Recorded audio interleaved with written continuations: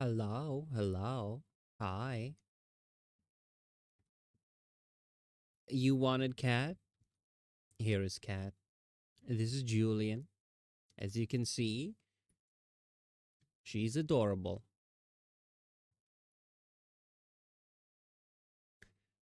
But hi, welcome on in.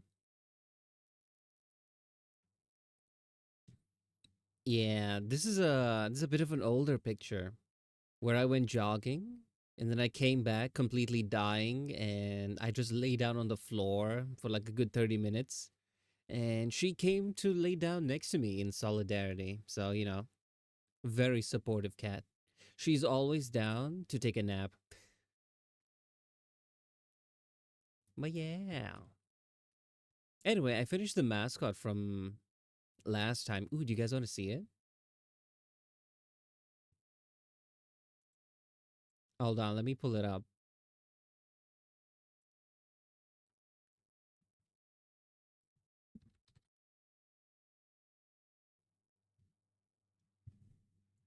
Yeah, he's finished. See? Huh? Huh?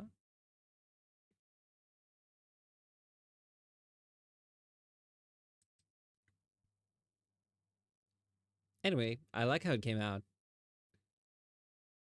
Yeah, I finished this one off stream because I think there wasn't much left to do. It was just the expressions and just this. So yeah.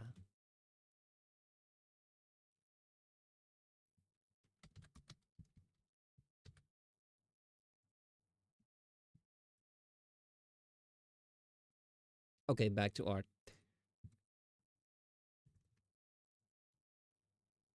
That being said, I'm almost done with the full body models art. This is what it looks like. I think all that's left is the teeth and a little bit of the coat, and it should be ready for rigging.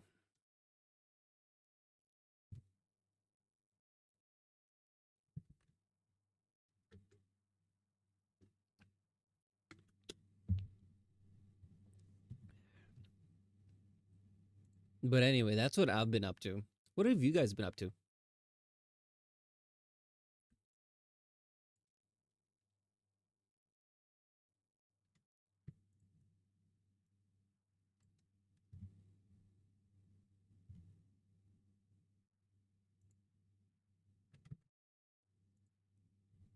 I want to say personally, I've not been up to anything interesting, but that's becoming a recurring theme.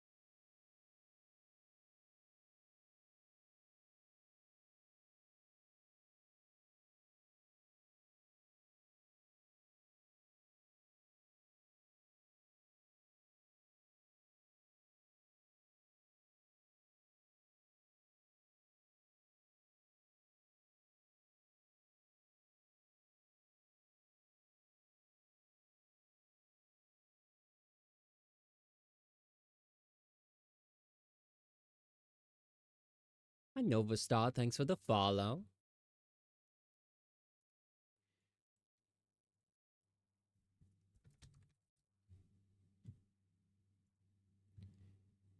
Nothing beats it.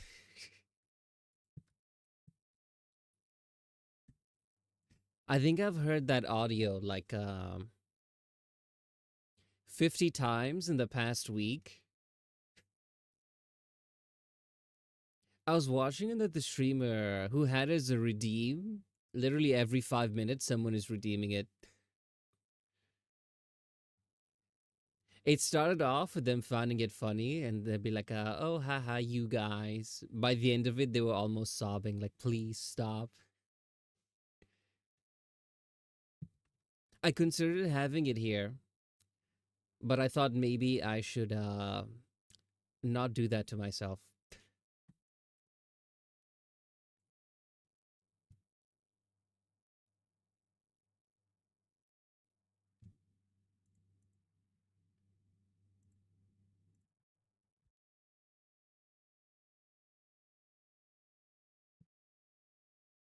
We're almost done with this full body model. We've been working on it for a while. Just a little peek at it. All that's left is the teeth, the tail, and a little bit of the coat.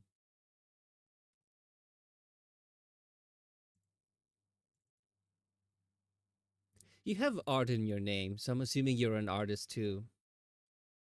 So, what kind of art do you make?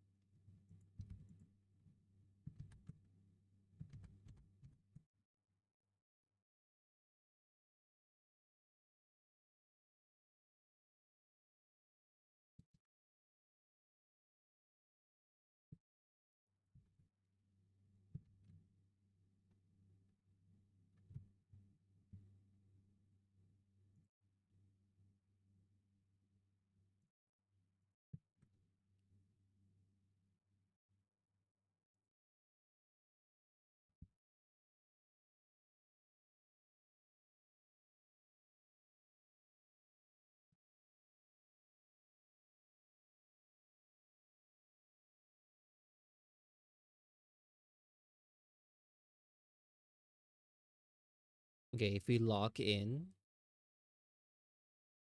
we could probably start rigging this by the end of today.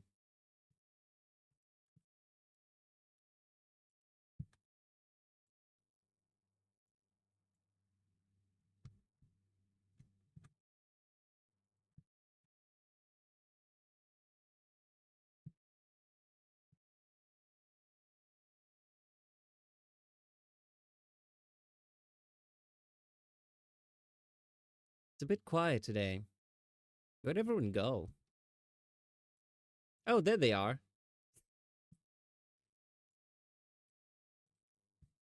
Hi, Nadia. Thanks for the raid.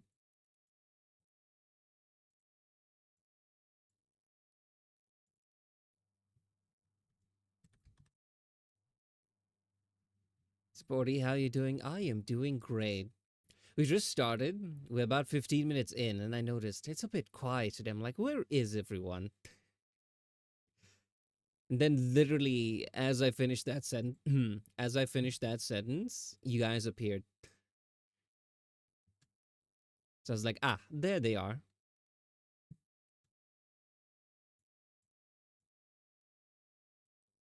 What are you guys up to? More Final Fantasy? Just in time? Yeah.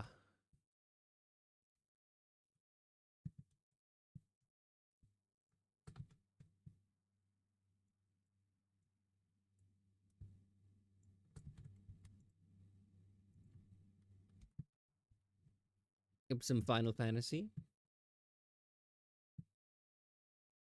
I saw Feather cursing you in the Discord. So I'm wondering if you got something new or if you're still thinking about last time. Out of curiosity.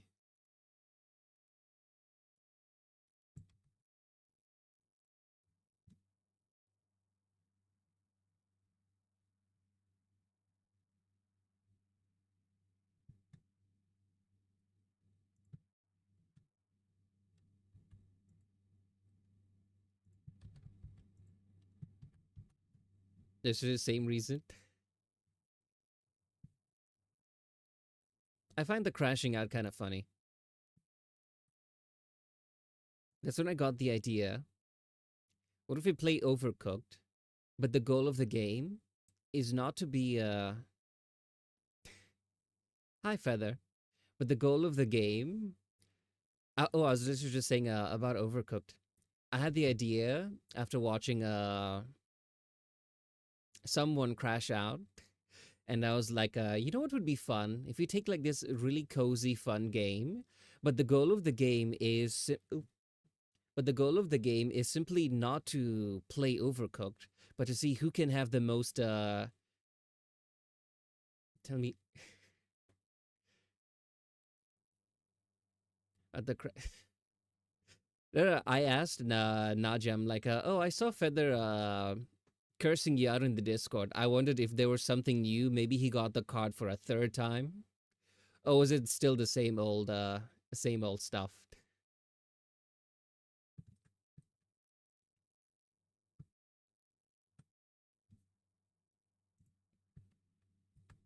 This will be fourth time? Okay, so there was a third.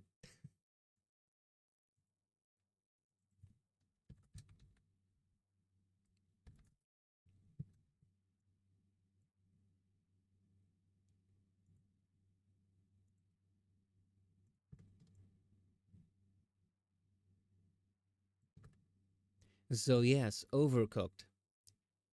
The goal of the game would not be to win at Overcooked or get a good score. It would be who has the most creative crash outs and insults. I thought that would be funny. You know, we just RP Gordon Ramsay.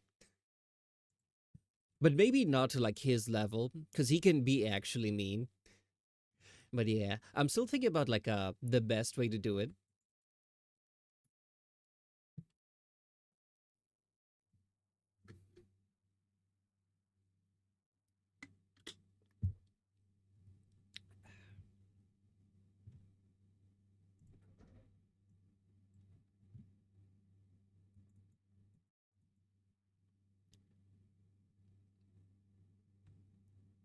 The way I know how is Steam Share. Oh, I was thinking not the technical aspect of, you know, like the hardware software side. I'm just thinking of how it should be run, what are like some ground rules or what we should avoid, what we should aim towards, you know, that kind of stuff. Cuz I was thinking to avoid accidentally like maybe touching a sore subject accidentally. I'll be thinking maybe the main critique should be a style of cooking, even if the person is doing everything perfectly, you know? Because RP is hard. I feel like keep all the insults okay. Exactly. That's what I was thinking. Someone would be cutting up something. It's literally just the in game mechanic of waiting for it to be chopped up. Insult them for chopping too slowly.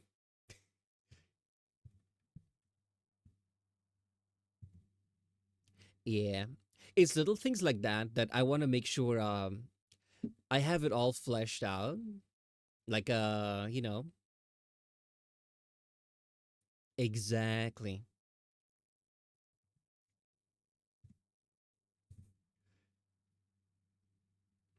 Yeah, because RP is hard, you know?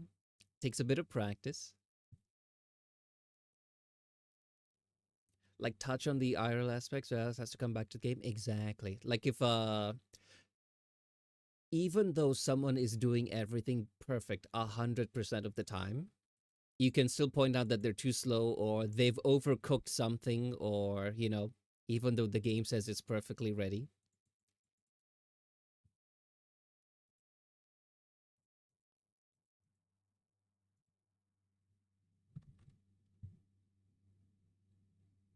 Yeah, it's just a matter of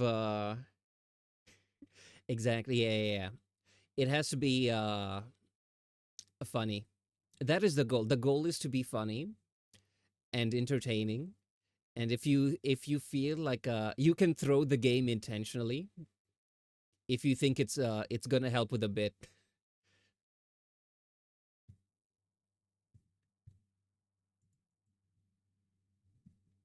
Yeah, because you can like crash out about like losing the maybe a meal was served to the wrong person or was thrown in the trash, and then scream at like how we're all gonna die and lose the shop, etc. But at the end of the day, like no one cares about the high score.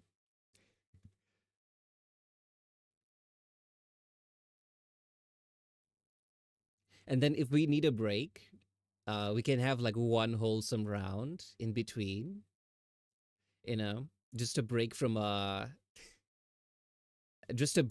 chaos, and then we just put on like soothing music and be like, hey, you're doing such a great job, I love how you cut those onions up, the customers are gonna love this. And then as soon as that round is over, back to the shenanigans.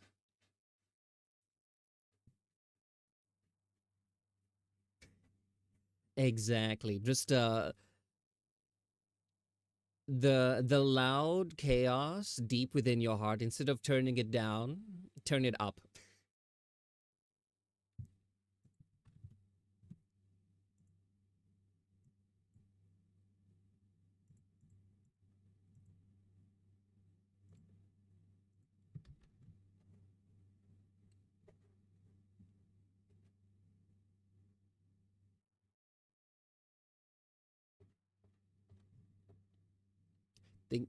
Thing is, this sounds like something you put so much thought into.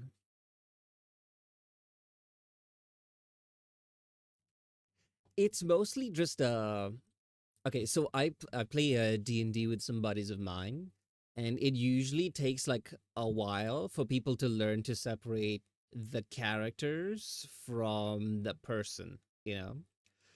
So I'm just thinking of what guidelines should we have so that it's a lot easier to tell what is okay, what can help us avoid touching like a sore, like a soft spot. you know it could be maybe something you're self-conscious about IRL or anything like that, or something that maybe is a touchy subject for me that the other person may not know of. And then just like for the bit, they might say a joke that might hit a bit close to home. So yeah, I'm just thinking of like a what guidelines could be made.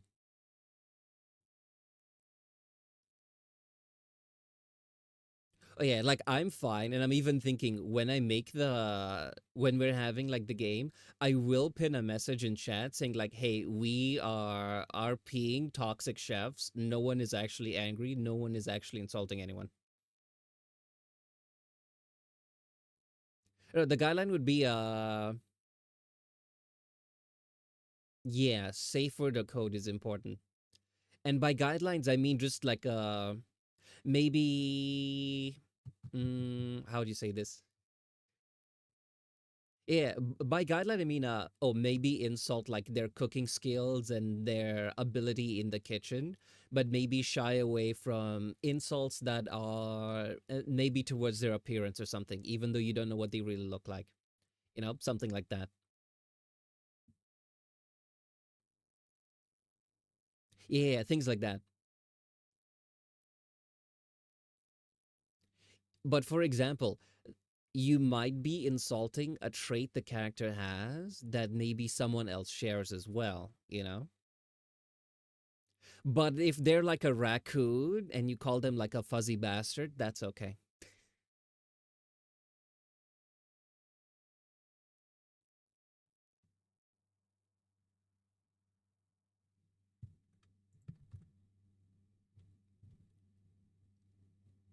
Also, it was just something that I was thinking of casually rather than really sitting down and brainstorming.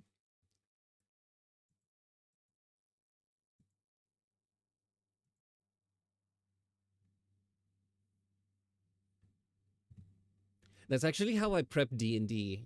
I don't like sit down with all of the papers everywhere, start mapping out the lore, all that. I usually just go for a walk, and it's just like I'm thinking about it in my head. I'm like, okay, they stopped here. Where are they likely to go, and where do I kind of want to lead them? You live in the damn dumpster. You think chef's scraps would be enough? Yeah, it mostly just a spitball. Or if you want, you can like try prepare some in advance. Or we could just slowly ease into it, you know. I'm a l- I have quite a bit of experience with improv. So yeah.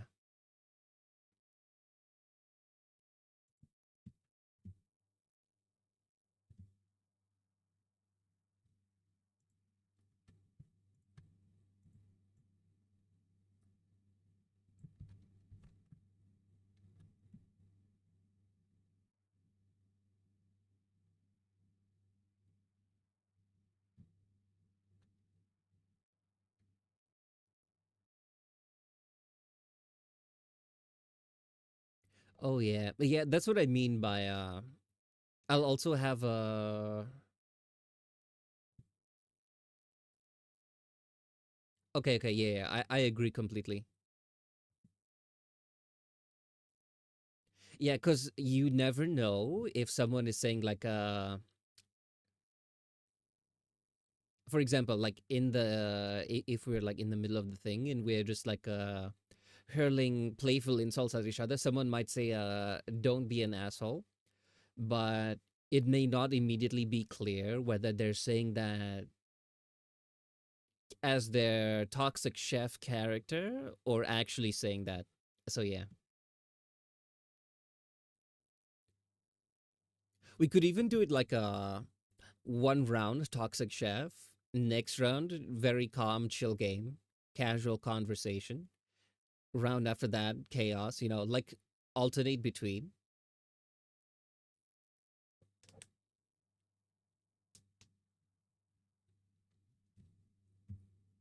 But yeah, safe word very important too. Okay, yeah, yeah, fair enough.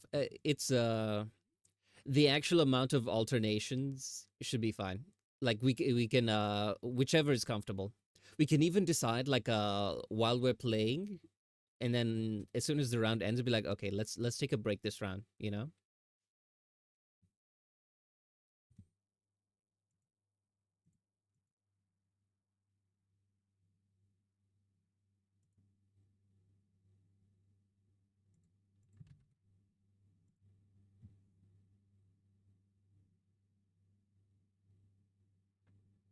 Exactly. Yeah.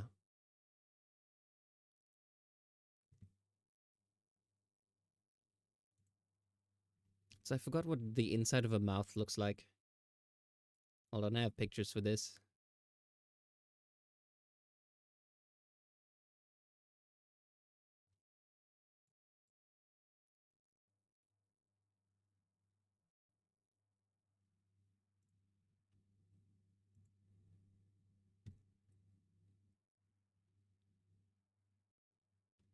What if a trait the toxic chef characters could have is that they're only stressed and angry in the kitchen, but as soon as like the workday is over, they just go for a chill drive and be like, hey, you know what? Sorry, you know how we get in the kitchen. It's fine. Like one of those people that always explode, but then as soon as everything comes down, they're like very chilled, relaxed, apologize. That sums up actual chefs, though. Yeah, I have a bomb. Why?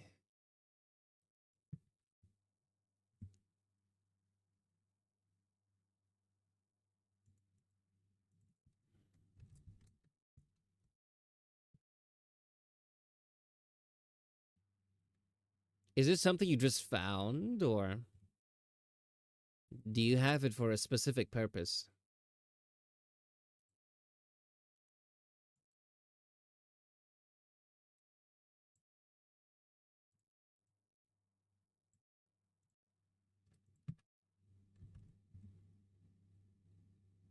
I'm joking. I mean, of course, I didn't actually think you had one.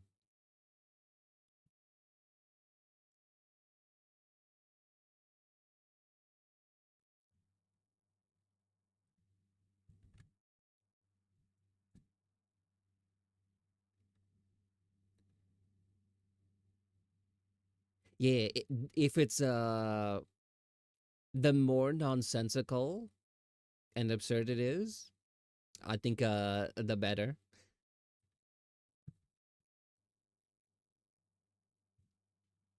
Like for example, if someone is chopping the food, you'd be like, what's something off the top of my head? You'd be like, are you gonna chop those things now, or are you gonna wait for the customers to starve to death first? You know, lean more towards catty rather than mean. You know, honestly, I have a lot of experience with that. I always play at my D&D table, right? Pixies and sprites, right? They are the magical equivalent of cockroaches in my world, in the sense that they're everywhere, considered infestations, and just generally annoying. So every single campaign that I have, I always have at least a couple that the party interact with, simply so that I have the chance to roleplay like a catty bitch who bothers them. In fact, one of my friends really loves it, where every character that he makes, he immediately becomes enemies with that thing. And not in a I want to kill it, more in a I really hate this person and they're always around. So yeah, I think after the first time I did that, he's like, you know what I'd really love if every campaign had one, so that no matter which character I play or which pixie it is, there is always a small creature to hate on.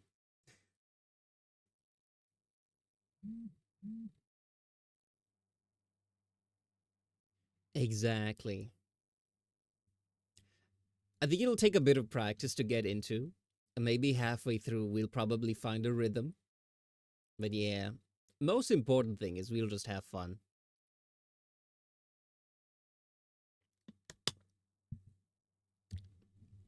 I might make it a morning stream for me, which is probably maybe nighttime for you, because I wouldn't want you to try and figure things out like that when you're like half asleep. And I don't mind streaming in the morning, which I think is like your normal streaming time, right? That's like 9, 10 in the morning for me. So yeah, that's what I'm thinking. I might have like a day where I'm like, this is outside of my normal schedule. This is where I'm gonna be, you know?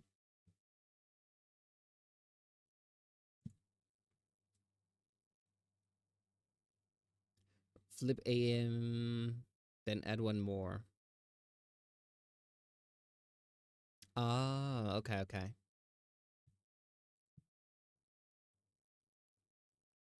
Yeah, like roughly around that. Like roughly around that time. I'm thinking might be better because it's more convenient for both of us.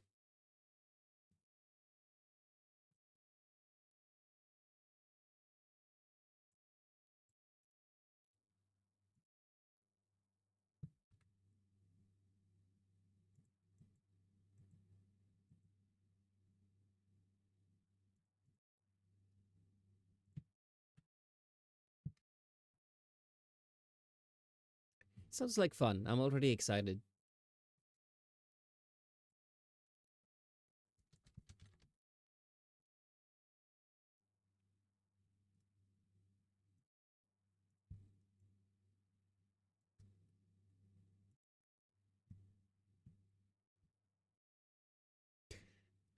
Okay, have fun with that.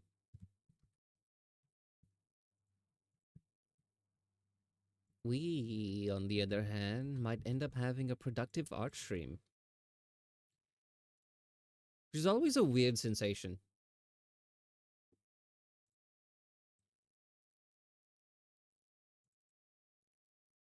I don't know much about tarot cards.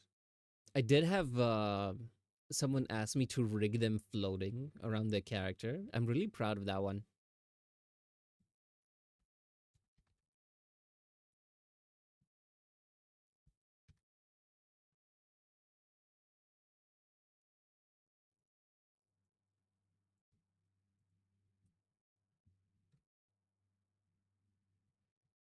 Or how can I be more productive? I'm going to ignore that second part. Find your rhythm.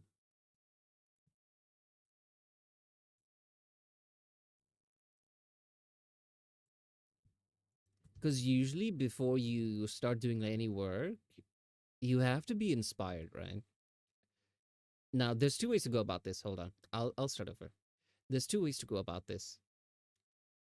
You can either be very disciplined or know how to cultivate inspiration. Okay. Both have their pros and cons. Now, if you're someone who can who can develop discipline, that is a huge bonus for you. But if that's something you struggle with for whatever reason, just think to yourself, what usually inspires you to do what you need to do? Which in your case, I think is writing. Now, personally, for me, when it comes to art, the thing that really inspires me is seeing other people's art that's really, really well done. It gives me ideas, it gives me inspiration, and I go, you know what? I want to do that too. And then I open up whatever software I need. Could be Live 2D, could be Paint Tool Sai, which I use for drawing. Whatever it is, I just keep it open and then I just start scrolling through. This is the one time I use Twitter. I start scrolling through all of the artists that I follow. What I do is I make a list, and that list only has artists in it, ones that I really like. So if I ever need to feel inspired, I just open Twitter, go to that list, and I just scroll through. And since I never usually go through the app, I'm seeing a lot of this work. I have like months of their work that I've not seen. So I'm just scrolling through all of it, catching up, seeing like, wow, that's gorgeous. Wow, that's beautiful. Wow, I love the shading on this one. Next thing I know, I'm in the mood to do art. You can try something similar. I mean, you did just get a book by a certain Sanderson, so wink, wink, hint, hint. It was the same with D&D, right? Sometimes if I feel a bit tired and maybe uninspired, I would just watch Dimension 20, right? I would make the focus on the players and how they behave. I focus more on the world that's built and the way the story is told.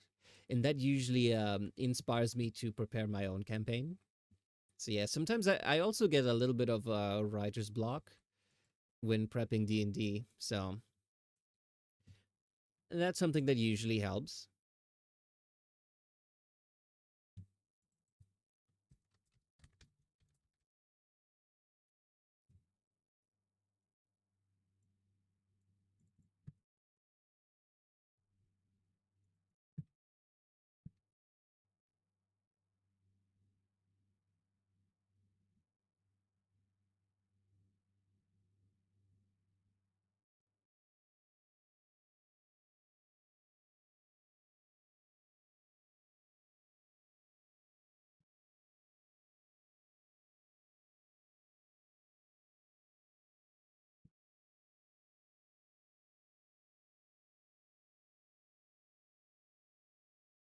Thanks, Ordy. Well, I hope it was helpful. I can only tell you what I find helpful. It's just a matter of you also figuring out whether this works for you or maybe a part of it does, but the rest is pointless. Yeah, it's all a matter of what works for you.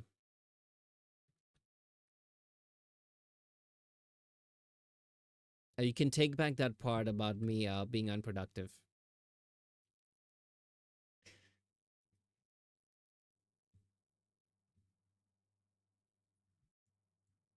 To be honest, the stuff you see on stream is not actually me being productive because I usually spend the day working on models and art and stuff. By the time it's the end of the day and it's stream time, I'm like, I'm all arted out. So I'm mostly just here doing a little bit of art in the background while I chat, goof off a little.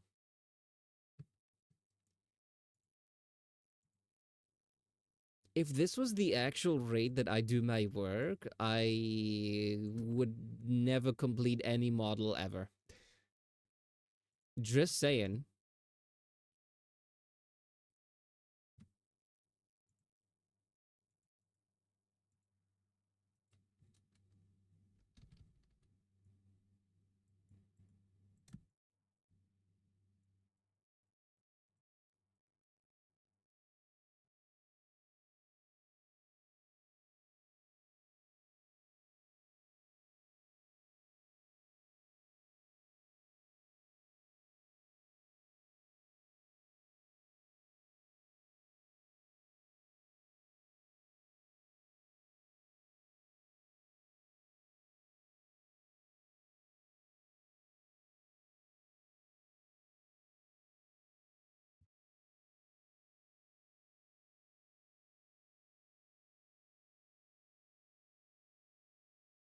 That being said, we have been extra productive.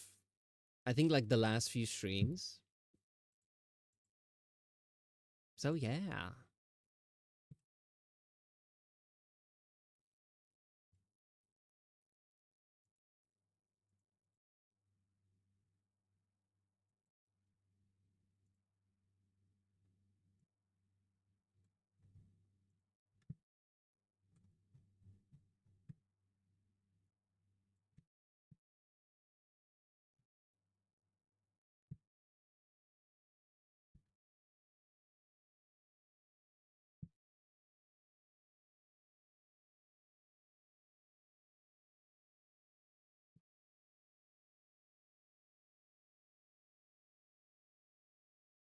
Okay, I think I want to redo this one.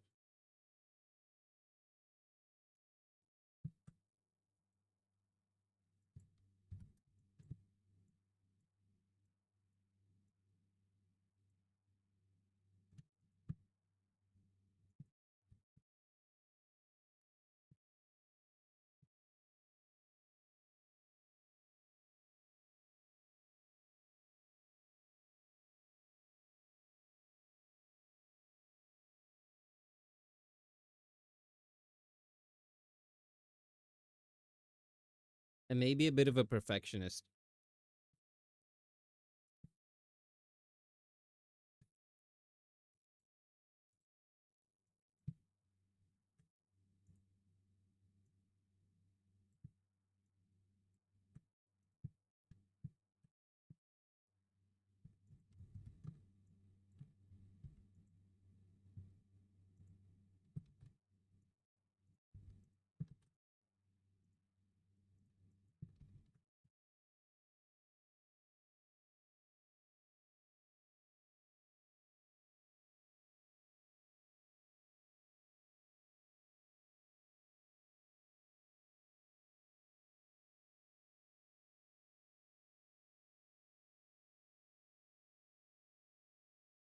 Hmm.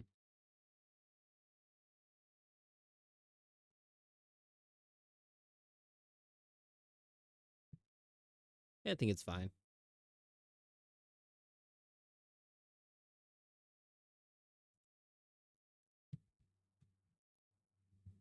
Hi, Hot Shack. Welcome on in.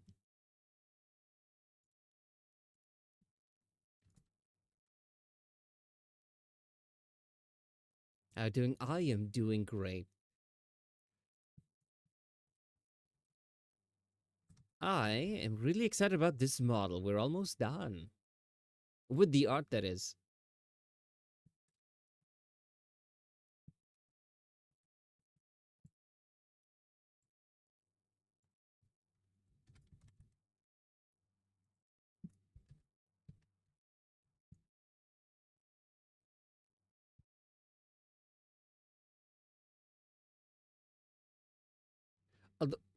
Although I'm realizing it draws a lot of my attention. And I start focusing on it a little bit more than the yapping. Looks good. Thank you. Thank you.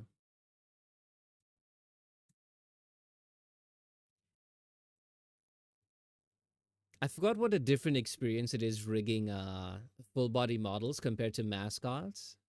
Like for example, just like the bangs of the hair here is about as complex as some entire models that I've made. Just for context.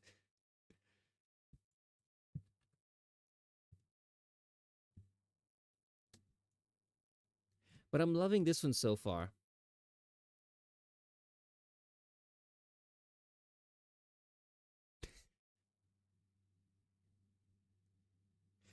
That's very mean. I love it.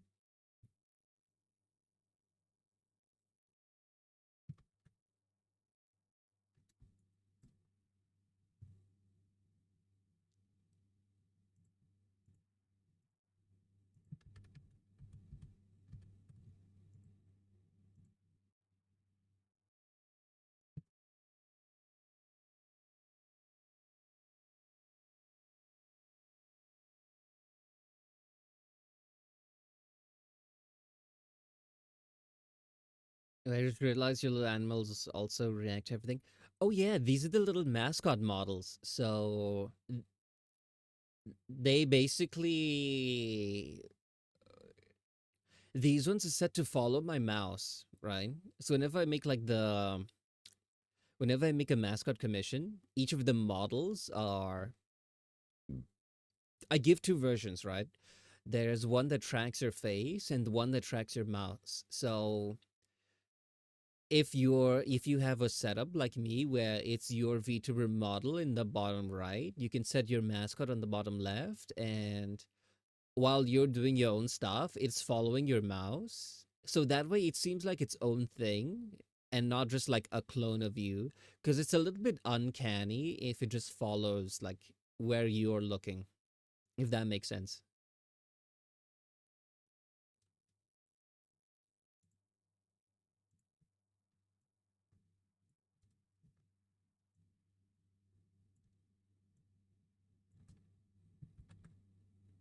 I commission you turn my PNG into a mascot. Sure.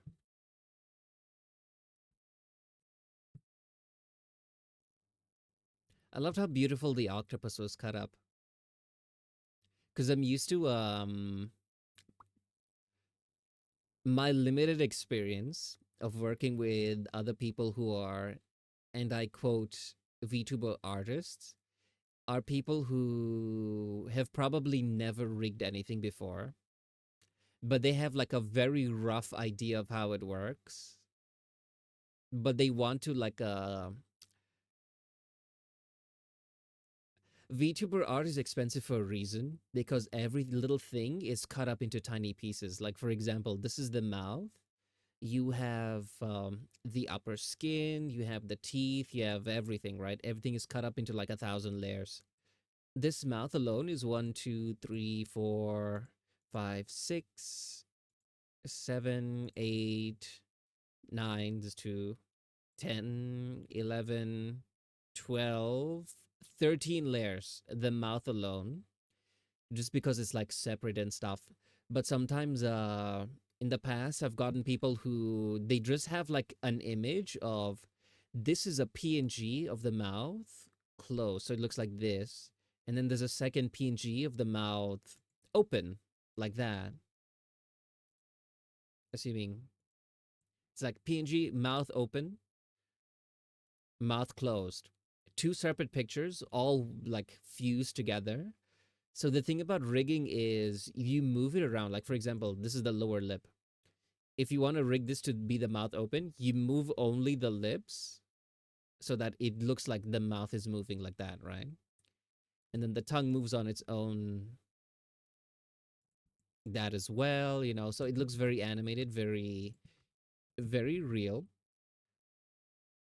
What some people do is they make like a glorified PNG tuber model and like this is cut up for live 2D rigging.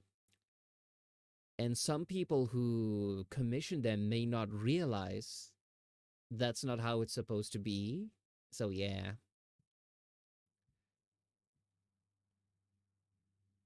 I don't think the client is probably ever to blame because I mean, they're just they're commissioning someone. They don't need to know how everything works. They're like, hey, I'm gonna pay you to do everything for me. I just want cute anime model.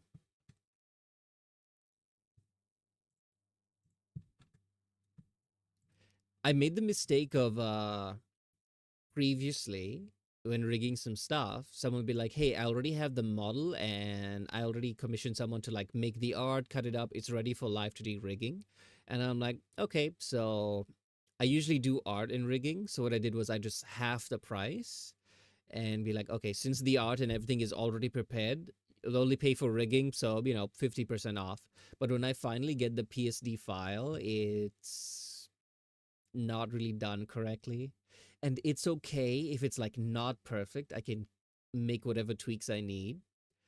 But it's one thing to have like a face where you've seen the mouth is like 13 layers, the eyes as well is like one, two, three, four, five, six, a whole bunch of like so many of them, right? There's more, but we're not getting into that.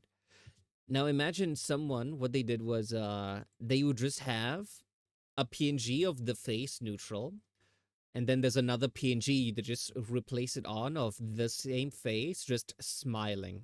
Nothing to deform, nothing like that. It's just remove one mask, plug in another one. So yeah, if it's a PNG tuber model, that's fine, but that's not what was advertised. So yeah, I learned my lesson. So what I do is, if someone has art that's ready, in quotes, ready for rig, I always check the PSD file beforehand.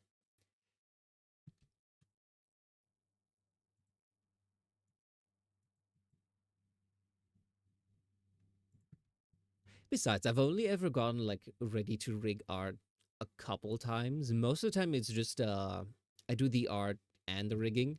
And I'm gonna be honest, I really prefer that a lot more, simply because I have a style of how things are set up. Now, there's no right or wrong way of how you arrange these things. But the way that I arrange it is something that's very familiar to me. So whenever I'm looking for something, for example, I'm like, okay, we need to rig the mouth. I know under the face folder, there's one called mouth, and in here there's the lips, the skin, everything. Other times, I've seen models where everything is a bit scattered here and there, and I think the worst is just everything is labeled layer one, layer two, layer three. So I have to like click on them individually to like try to figure out what they are. A little bit of what it used to be like back when I was still beginner artist. And then I just taught myself to draw, and now I do art and rigging, and I've been much happier ever since.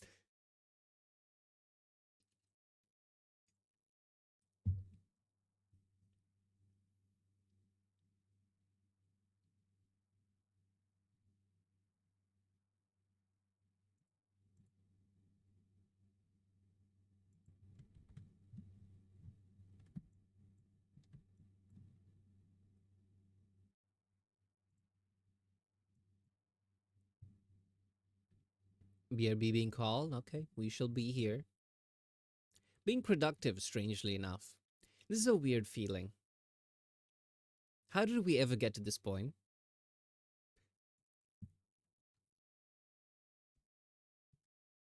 Too many times. People have been like, lol, silly cat, you just do some yapping, you're not doing art. Now that I'm doing art, it feels strange.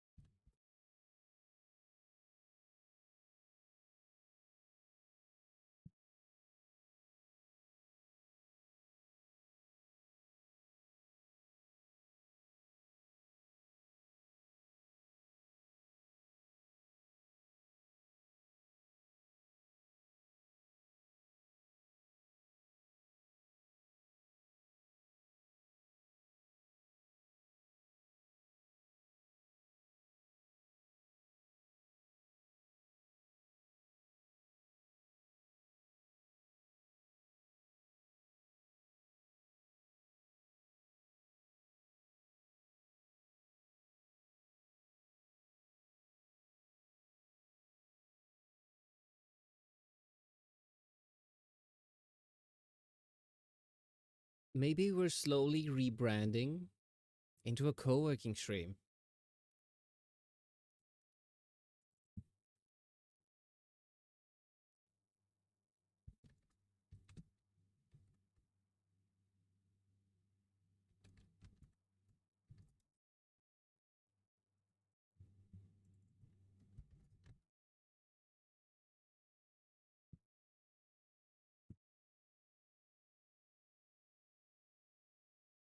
Wouldn't that be nice, you know? We're all just productive, all doing our little thing individually, but together.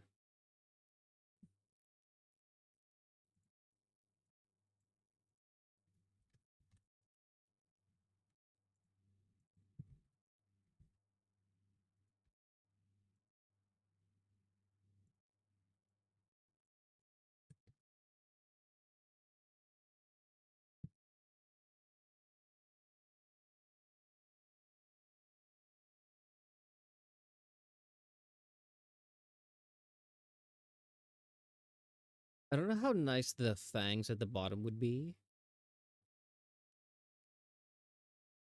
If it's even a good idea to have them.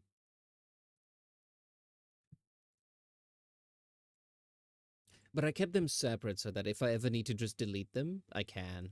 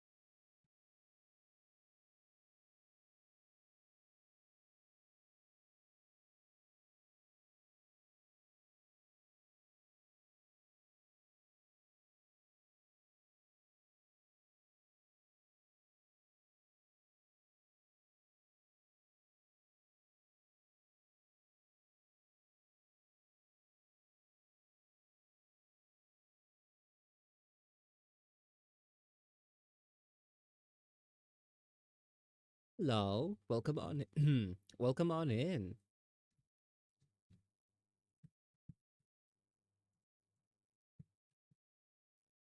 We're having a surprisingly productive day today. How's your day going?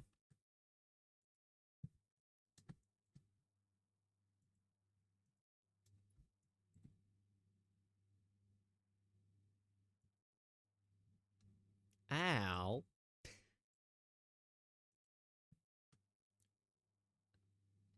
Well, hello to you too.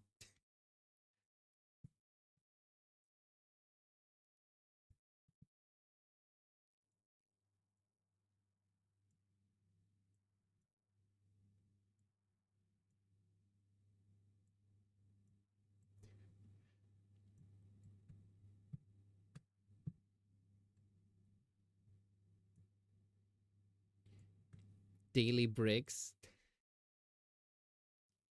How did that ever become a thing?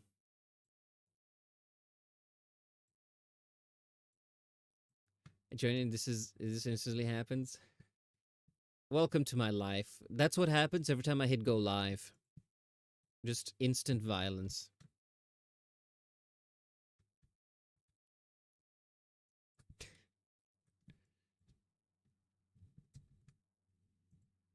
I love that cat.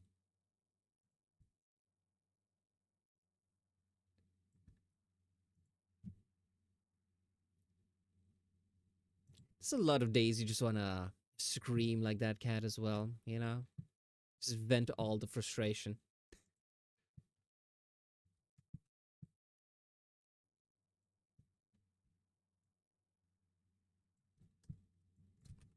I think one of my favorite redeems is the release all of the sounds or release stress. Wait, what is it called here?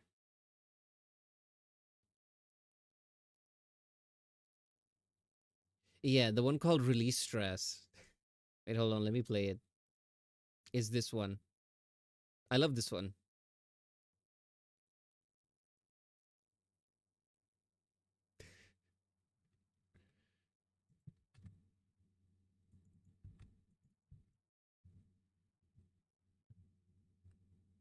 Is that not a relatable gift sometimes, you know?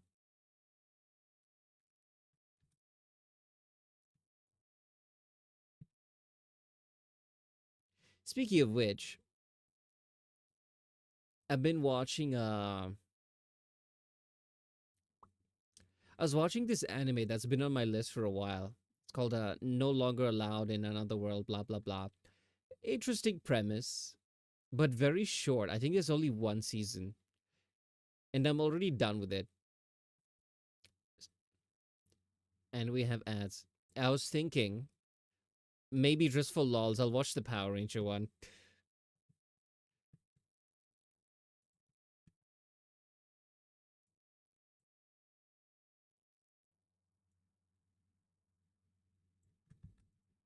I'm in a bit of a show drought.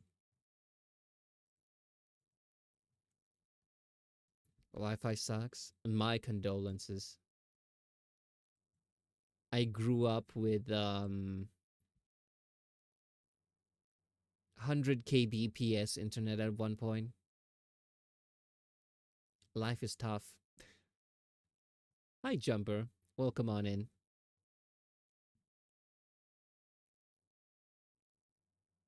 I am doing well. Hope the same for you.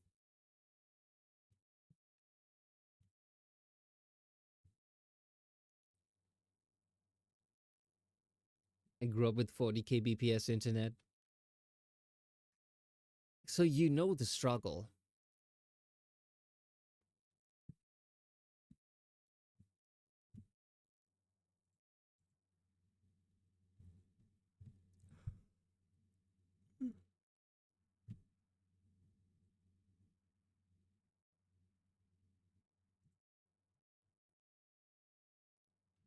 I remember always lagging in literally everything that I did.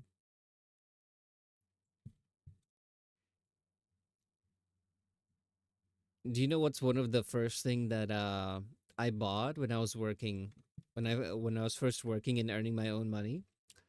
Wi-Fi. And I had to choose, do I get the 100 Mbps package or the 600 Mbps one? Cuz there's no in between. Like ideally 300 is good for me. So I was like, I have suffered with slow internet. If I had to choose, I'm going to go higher, not lower. So yeah, I really enjoyed that. Then I moved here. Now I get 1,000. Life is good. A show drought? Yeah. I was rewatching Supernatural. Now, for those who don't know, it is a show that started in like 2003 and kept running until about 2020. Now that's about yeah, that's over like 15 years of television, 15 seasons. And I started rewatching it last year. I only finished it last week. And now that it's over, there's this hole in my life that needs filling. Because put it this way, if there's a show that's okay, put it this way, if you have a show that goes on for very long and you can reliably watch an episode whenever you feel like, just like, I'm tired, I want to lay down, grab the remote, the show is on every single time. Now, once you run out of episodes, you are left with this void. Like you had this routine, you were doing this thing every single day, and then suddenly one day it's gone. And then, what are you supposed to do with yourself? So yeah, that's where I am with in regards to TV shows. It's a pretty good show, you're Ryan. I love it. But since I was binge watching it from like beginning to end, the amount of inconsistency was starting to get to me. Especially Castiel, Ryan. For context, when he first debuted, he this is the first time they met an angel, right? Because they used to seeing monsters. He was basically a one-man army. But towards the ending of the show, he was basically just a guy who glows sometimes. That's it. They really, really nerfed him. Yeah, I'm talking pure power, right? Not even like his character, his personality, nothing like that. It's just how strong can he fight. They tried explaining it away in quotes with being like oh, before he was powered by heaven because he was like on their side, but since he did his own thing, that like, oh, he's been cut off, he doesn't have, he's no longer drawing on power from them.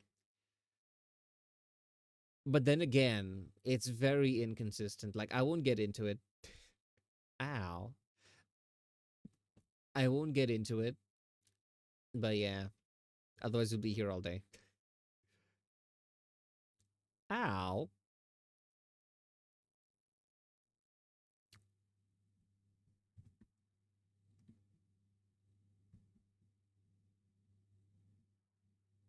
Ah,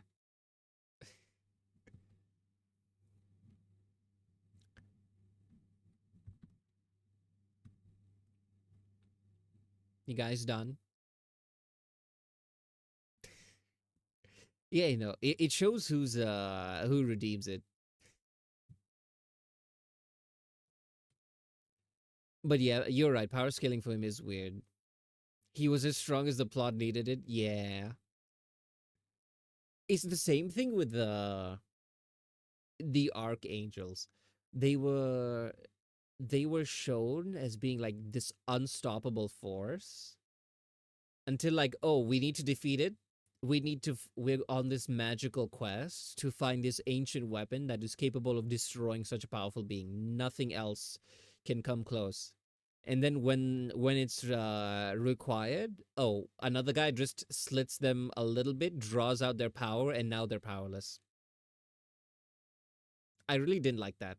That was like such a cop out way of depowering someone who is supposed to be, in quotes, unstoppable. They did that with the archangels. They did that with Lucifer. They did that with Jack. Oh, I think I've watched. Yeah, I watched the original, and I've just been seeing. Very recently they have this like the sequel series. I was a bit unsure about it, but then I saw like one clip, and I was like, maybe I should get into this. Cat needs to feel better. The head pats are helping.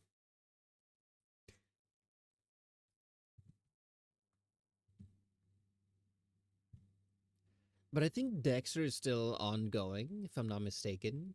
Usually when shows come out, I wait for them to release like a whole bunch of episodes so that I don't have to wait week after week for it. Now, I don't believe in binge watching because then you kind of ruin the experience. But what I do is I like to always have the option available if I need it. Like for example, if I'm laying in bed, I watch an episode and then I'm like, what's it called? Oh, I've watched one. How about one more? I like having that option rather than, oh, I just finished this, left on a cliffhanger. I need to know what happens next. I can't wait a week. Yeah, I'm not talking about the one with his son. Yeah, I knew there was that one that I didn't watch. Um, Usually shows like that are kind of like cash grabby in my experience. Now, I know nothing about this one. Was it his son or was it like his his like old life when he was younger? It's one of the two, right? That one I didn't watch, but the new one where it's like the OG actor, I was like, interesting. Going through the OG at the moment. Maybe I should too, but I think I remembered too many of the key points. Yeah, I may not remember every single episode, but I remember like the important parts. That's kind of what I live for.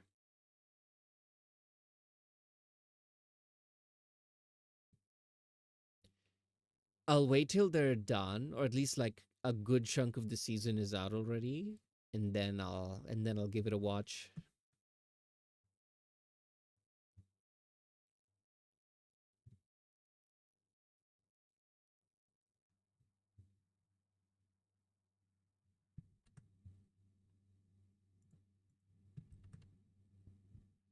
Okay, I think we're done with the mouth.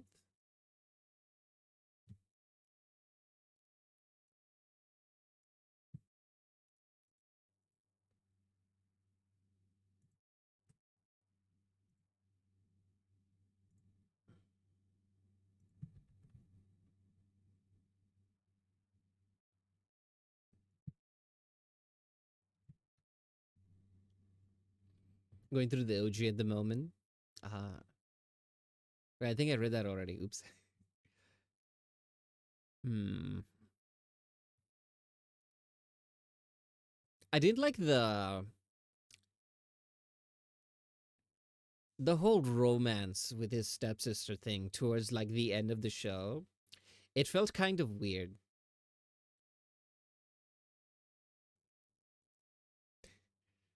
I don't know if I'm alone in that.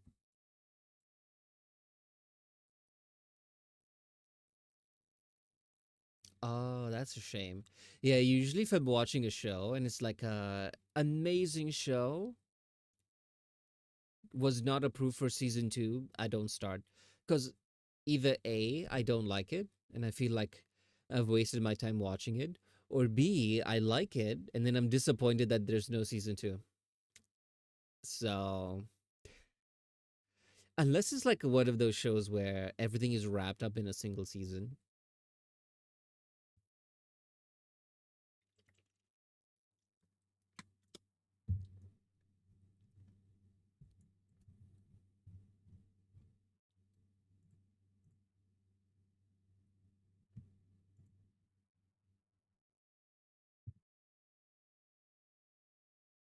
Okay, I need to make teeth.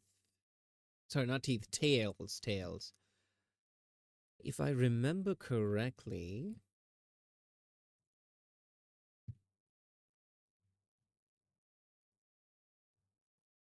hold on, I'm reading through the stuff. Okay. Two separate tails which move with the character for both over the character's left shoulder. Which means both tails are visible at once. Got it. Think the manga needs to catch up. Okay, if there is hope for the new season, that's okay. What is heartbreaking is that like, should we have a next season? No, and then it's just like dead in the water. There's only one show that I really liked to the point where I read the manga. I'm an anime watcher. I never read manga. It's this show. Hold on, let me find it. Is that one where the girl can see ghosts?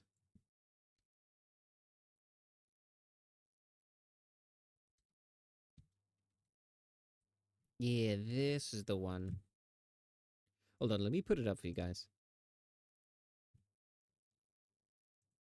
Mm,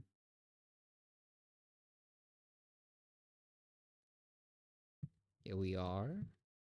This show, Miruko-chan, right? It's the premise is simple. This girl can see ghosts, right? Now, most ghosts simply ignore people, but the moment they realize, oh, someone can see them, they're like, you can see me, and then they start like following them around and bothering them. So the whole premise of the show is that she's trying to pretend that she can't see these horrible things roaming around everywhere. So yeah,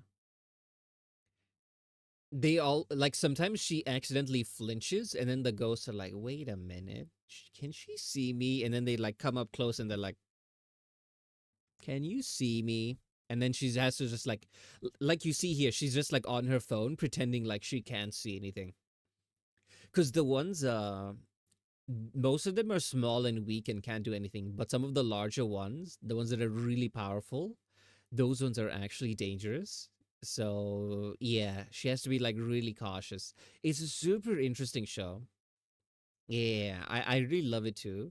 This is the one thing where as soon as I was up to date with the anime and there was no more, I'm like, okay, I'm gonna get the manga, I'm gonna read it. simply because I need to know what happens next. I think the show ended with like such an important part where those spirits were like protecting her. I won't get into it because of like spoilers, but in the manga it showed exactly why they were doing it. So yeah, it was really cool. I loved it more than anything. If they have a new season, I am down.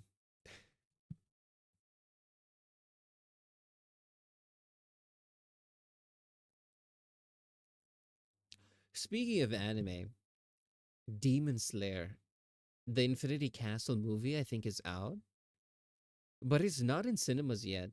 Sorry, it's in cinemas now, but it's not like online yet. At least as far as I know. Because I tried looking at the cinemas here if they have it. They do not. Man, I miss Malaysia. Malaysia, every time there's an anime movie out, it is 100% in the theaters. Every single one you go to. Here, I don't think anime is as big of a thing. So yeah, it wasn't in the theater. I was bummed out.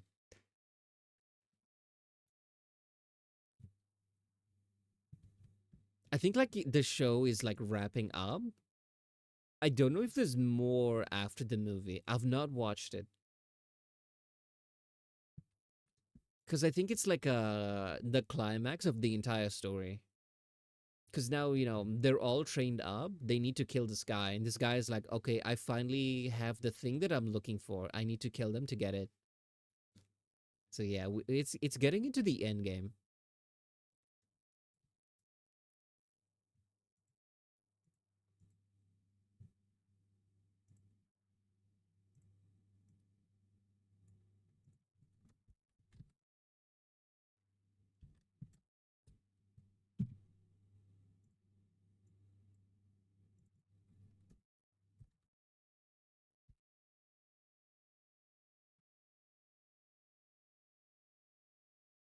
Wait, what is getting the end game? Got a Demon Slayer. Because like the story is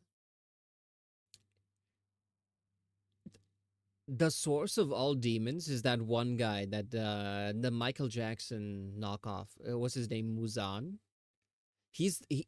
All demons come from him.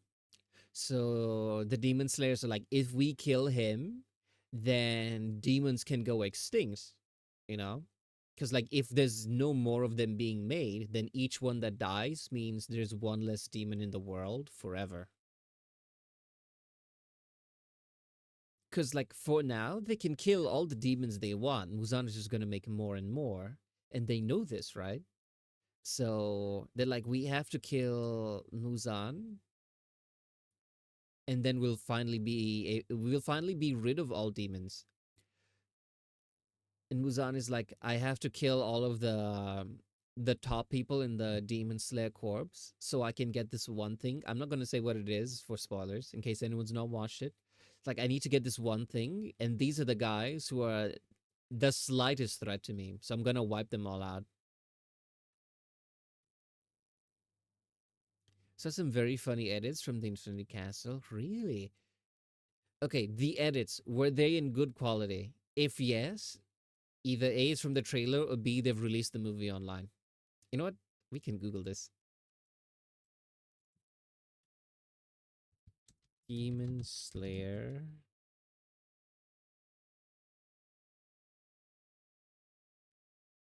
Infinity Castle web release.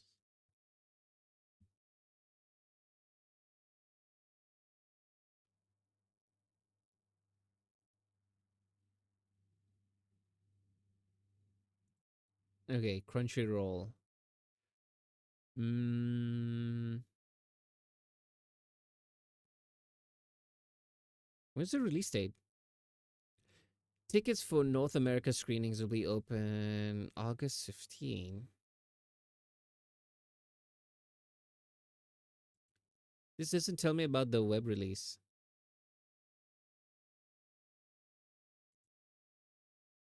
The funny the audios are killing me. I don't think I've ever seen any of like the new movie.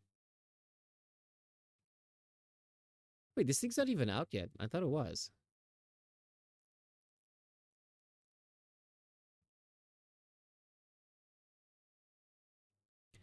Oh, it's not out yet. Okay, okay. Here I was excited for nothing. What kind of edits did you see? Was it from like was it from the new movie? Because I'm curious. I really want to watch it. I'm praying that okay, I understand why it was not in theaters when I was looking here. It may not have been released yet. Whoopsie.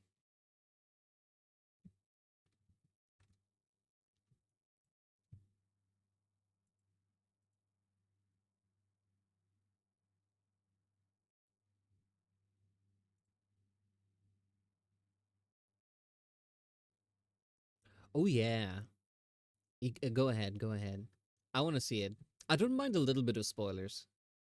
Something like in an edit, I don't think it'll have the biggest thing. So yeah, feel free to do that.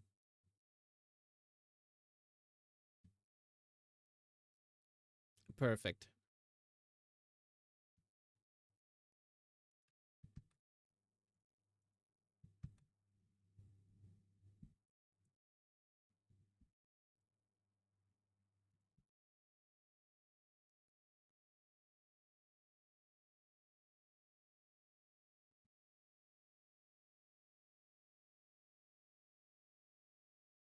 Proceeds to show the biggest plot point. It's fine. I'll live.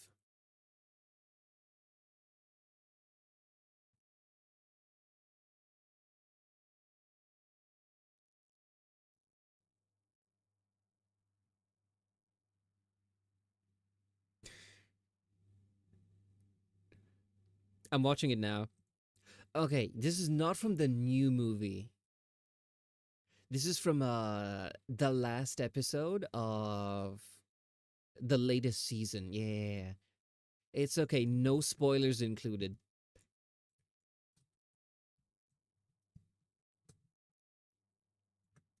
Got me dying. Yeah, it was so dumb. I have very broken humor. The longer you guys are here, the more you'll realize that. In fact, you can tell simply by the comedy movies that I talk about. All of all of the movies that I've pointed to and said, "Hey, this one is funny." The humor is always broken, and it's always from like the 1980s.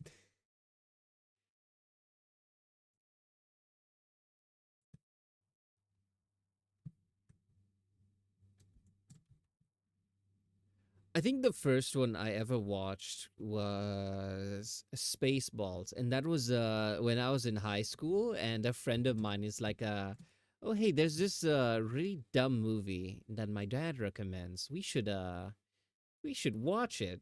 So yeah, I think most people's humor is broken. You'd be surprised. Spaceballs is so good, excited for the sequel. Yeah, I think it comes out 2027, right? Let's double check that.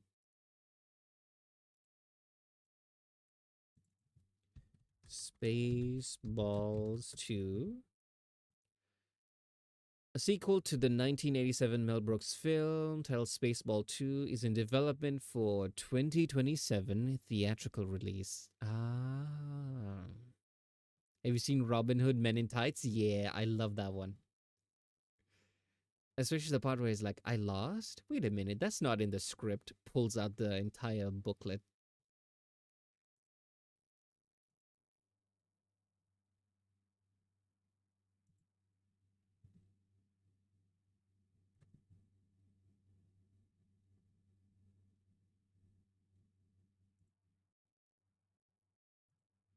I don't know if this is the original poster, but I'm seeing this one. Yeah, I'm excited for this.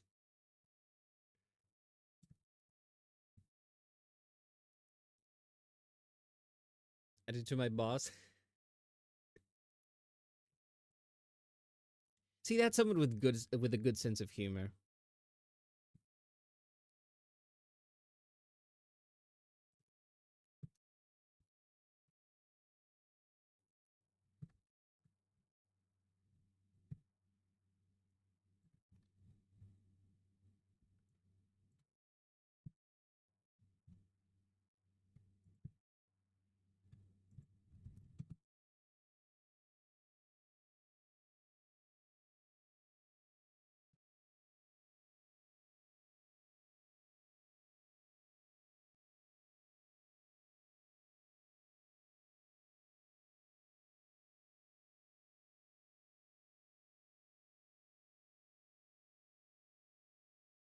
Listening to that one meme song because these fans of it are so unhinged.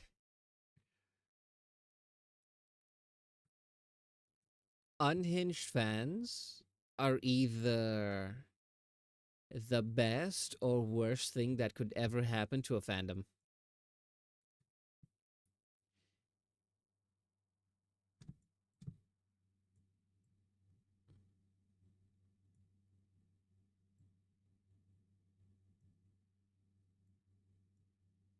Deltarune, basically. A lot of people bring Deltarune up, but I don't know what it is.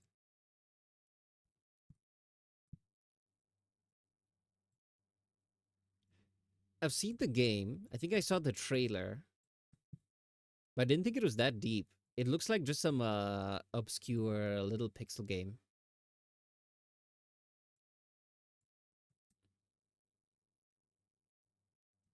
See the song that started with it? Hey, it's okay.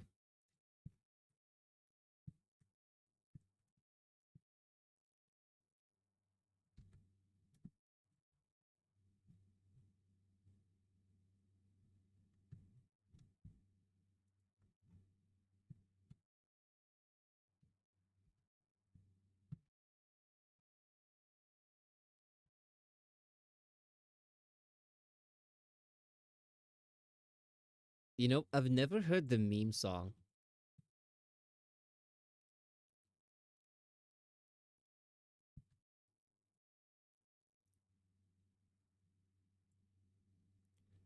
I usually the place these things originate or go viral are places like TikTok, which I don't use.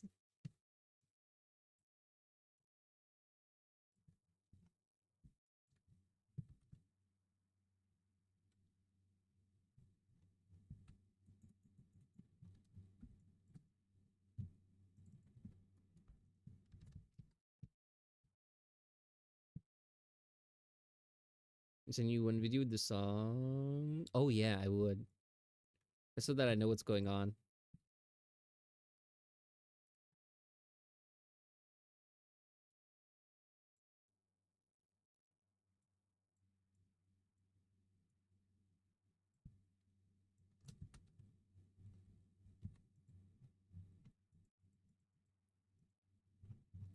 I'm a zoomer, but I'm already falling out of touch with the internet.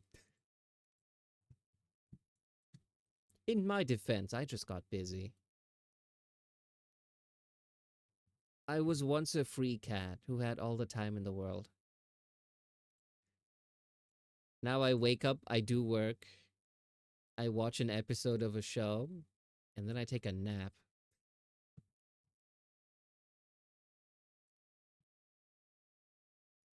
Okay, hold on.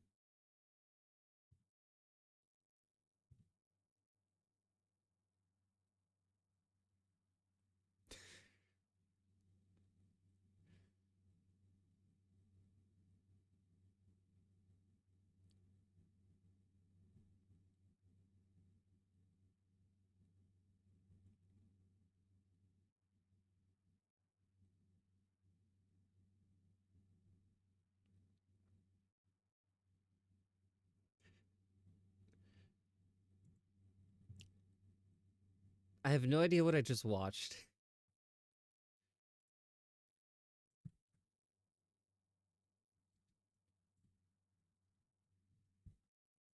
And I don't know if I liked it or hated it. That has yet to be determined.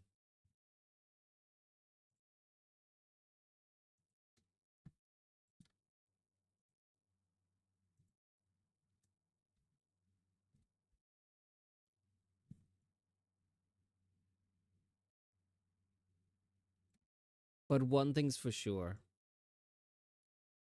the internet was a mistake. We need to go back. To when? I don't know.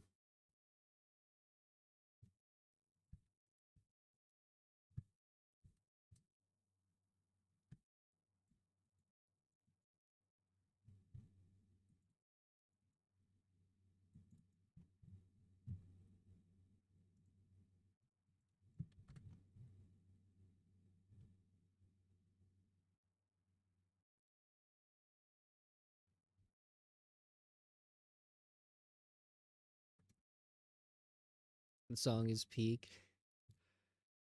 Well, that's one word. Maybe not one I would use. But then again, I think I may have avoided brain rot. Ow. For someone as young as I am, yeah, I have a surprisingly low level amount of brain rot. It is morning. Well, good morning, Goldie. How's the art coming along? We have been very productive today. We finished the mouth, like the inside of the mouth. We're trying to work on the tail, but I forgot what tails look like. So I think I'll just do that later. For now, I think I'll just work on the rest of the coat.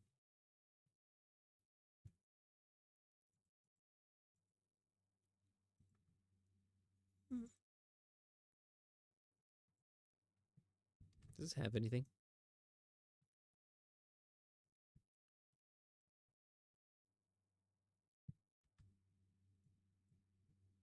Nope. My gremlin had another redesign because skirt is a pain. I refuse to draw it.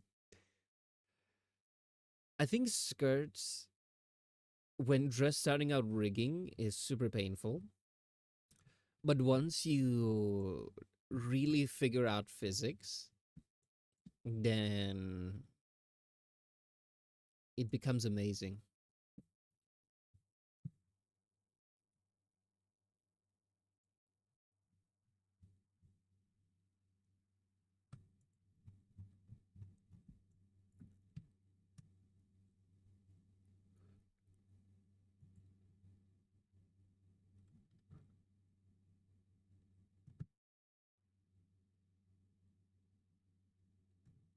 I think I only did skirts once, if memory serves.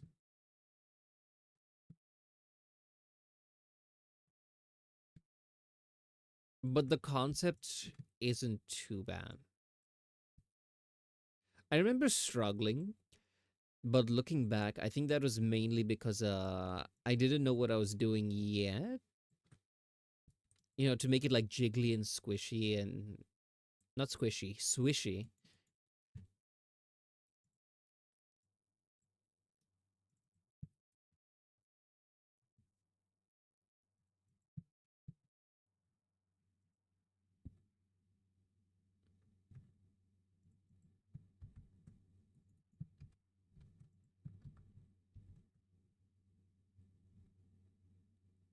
That was easy.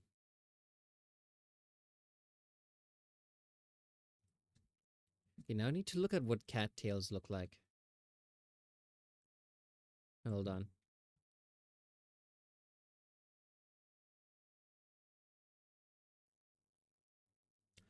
I googled anime cattail and get pictures of butt plugs. Okay.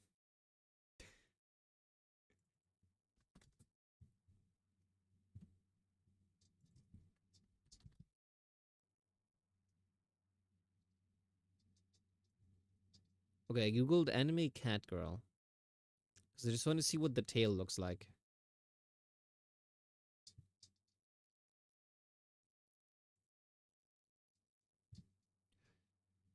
Constantly redrawing my dude, mostly same main parts, just trying to get a style I'm comfortable with. Understandable.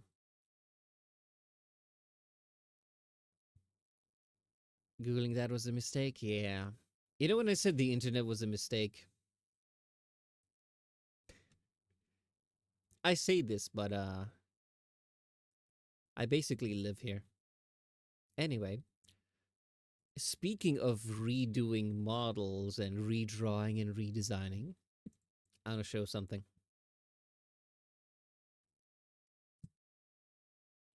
Since I started streaming, which is about 6 months ago, I have made several versions of the model you see before you.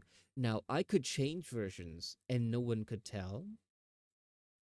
But the thing is, the rigging is improved, the physics are better, bugs are fixed, and it has more features. Like, for example, this latest version is the one that had, I think, the rollable dice. But the one before it, the dice would just wiggle like that. You can't actually roll it. So yeah, it's little tiny changes like that.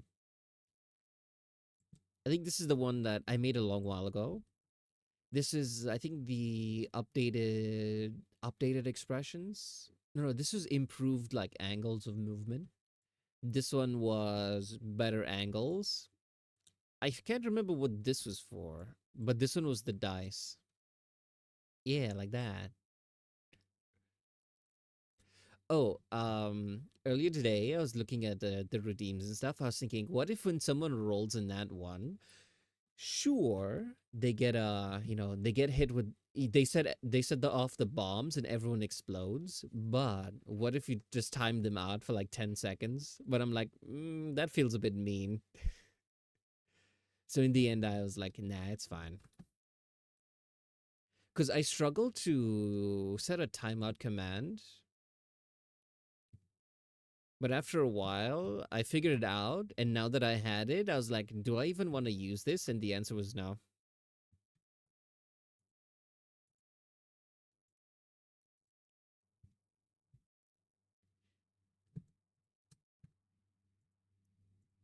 Because it's a little bit funny, yes, but in the end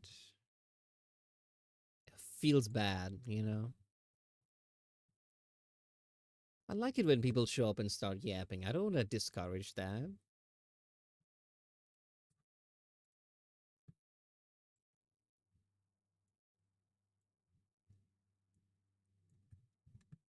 So the only consequence, right, is just the guilt of blowing up everyone else in chat.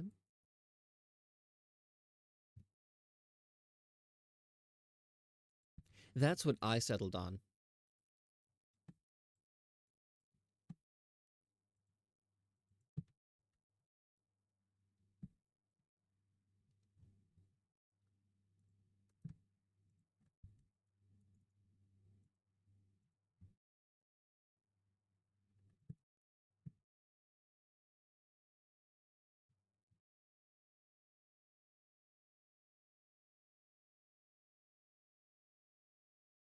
Should we make this a fluffy tale?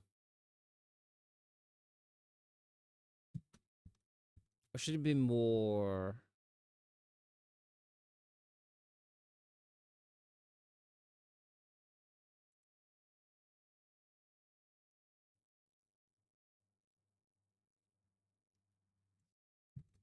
Because ignore the shape, because when it rigs, it's going to be deformed.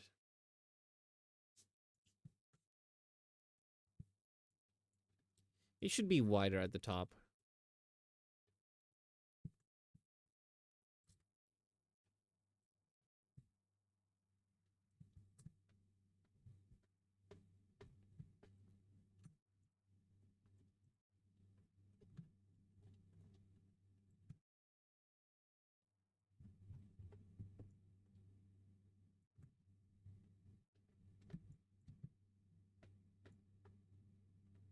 A bit more fluff couldn't hurt, could match the ears a bit more. True.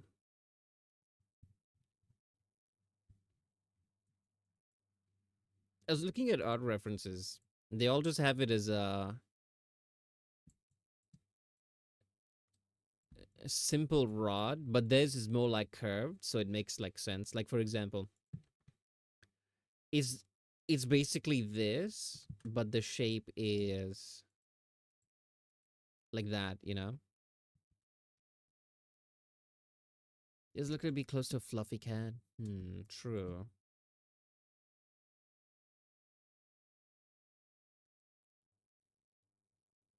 Well, the good thing is I can always just I could finish rigging it and decide I want a different tail and then just swap in a new tail. So yeah, I don't have to decide now. That's the good thing.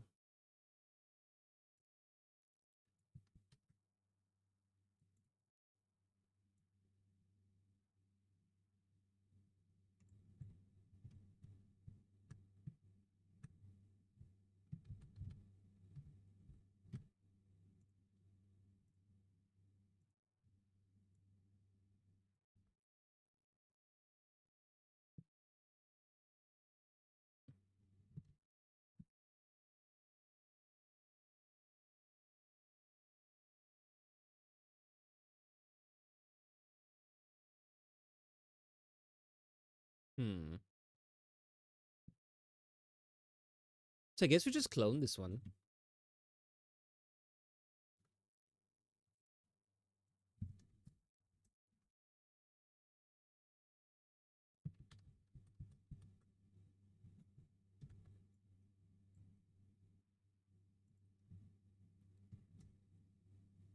So your ears are angled and his are not.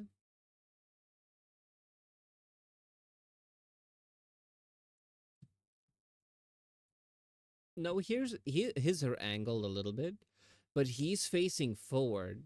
I'm facing like to the side. Like this is my neutral position. You see it's facing off to like this side over here.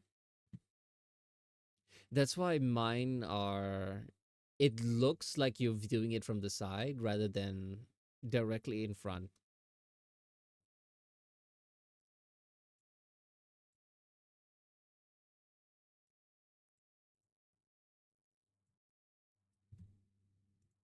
Okay, they look kind of stiff and awkward, but that's only because it hasn't been rigged yet. So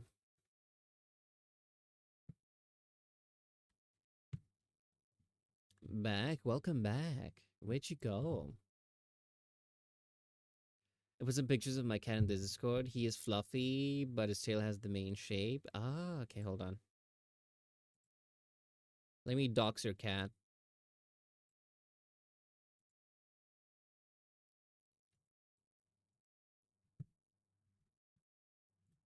Oh,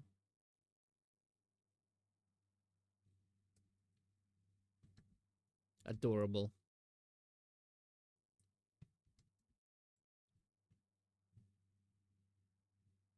I'll probably change the tail, but I'll do that next time. It looks like, yeah, it looks a bit, it doesn't look like a tail. But I'm thinking that's only because it's stiff and it's not swishing like a tail. So I'm thinking I'll rig it first, and then if it looks a bit weird, I'll change it out.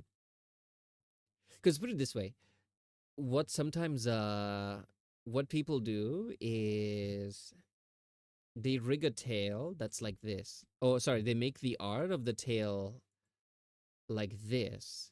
Now this is at a very annoying shape to rig because if something is like this, it's very easy to deform. You can easily deform it like that. But if you're what's it called?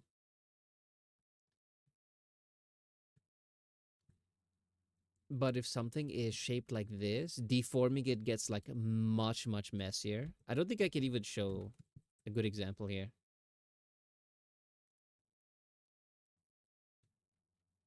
But yeah, it gets a bit clunky like that.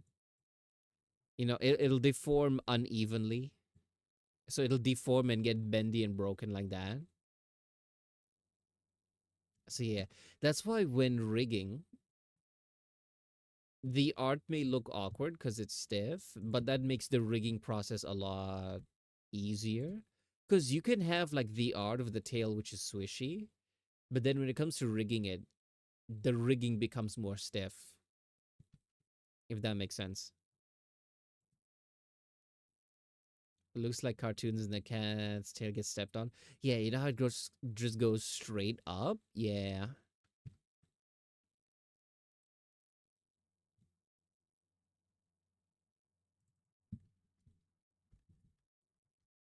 Let's say placeholder. Tail. Hey, there we are.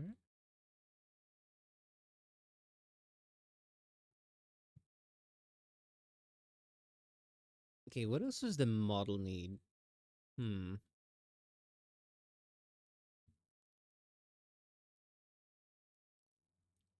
Hmm. Okay, hold on.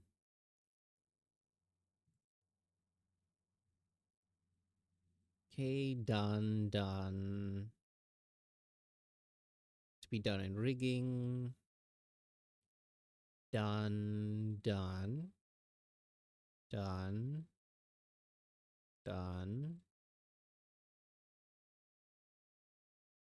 Will do later. We can add some string to the code. Yeah.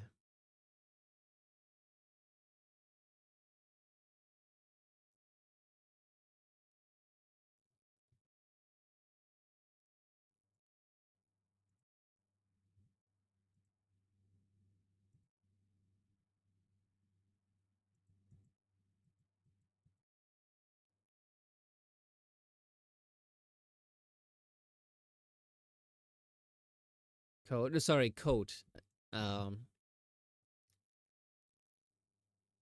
I don't know if I was the one who misspoke.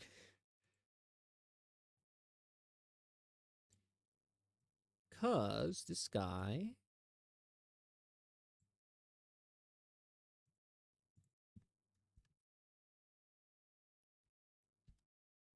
I probably misheard. You know, there's a very good chance I also just misspoke.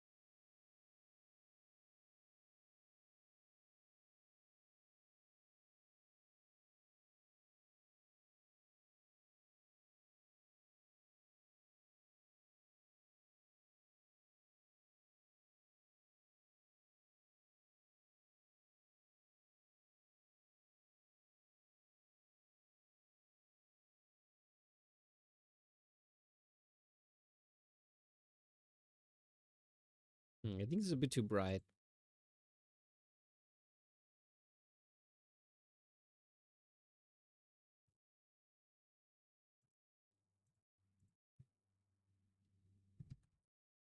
Yeah, that's fine. Because I think this one has like little stuff dangling here. So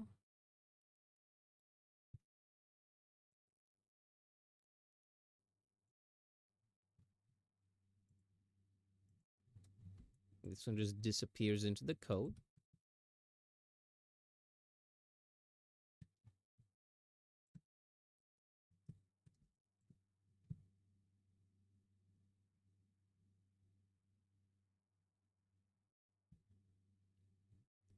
Any food I shall return unless you end. Maybe I'll keep going on for a little while. If you do end while I'm gone, hope you all have a great day. Well, thank you. Same to you. It's been a good day so far. So let's hope it ends that way.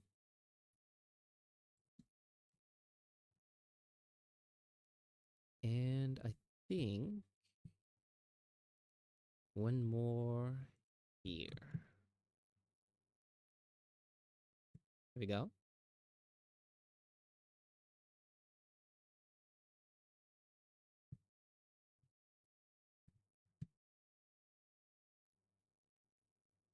Quick dice roll. Yeah. I really love the dice here.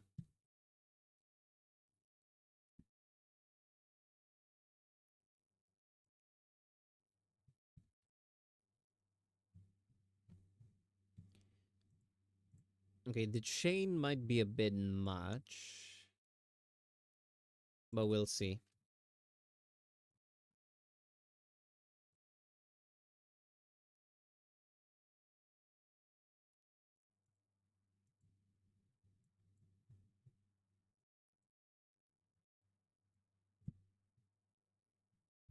Genius isn't bad. Yeah, that's in D&D that's a pretty good roll, you know.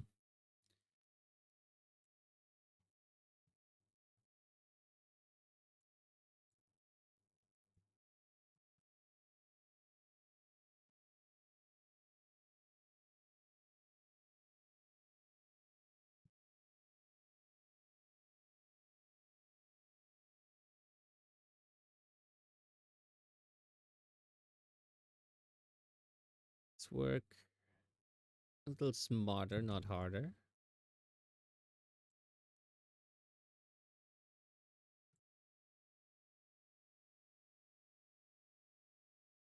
Hi, Nadia.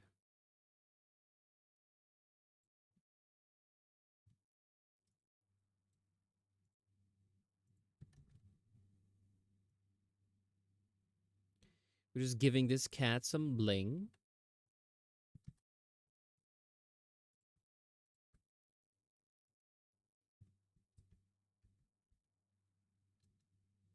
Ow.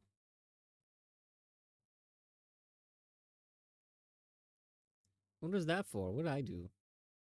I am innocent of all crimes. You cannot prove anything. I do not deserve these bricks.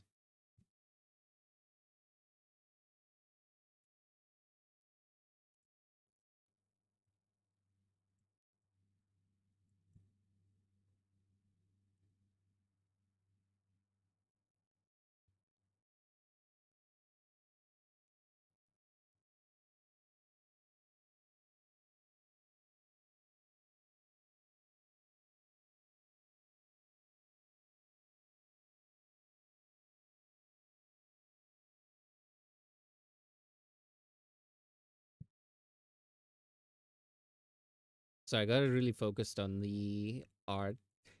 I think that was basically all of today. So I apologize if we're a little less yappy than usual. But that just means work got done today. And you know what work means? We get paid. And then we can buy food for my little cats. You know, I bought them chicken treats and freeze dried tuna, which they absolutely love. I love to get paid. Yeah, same.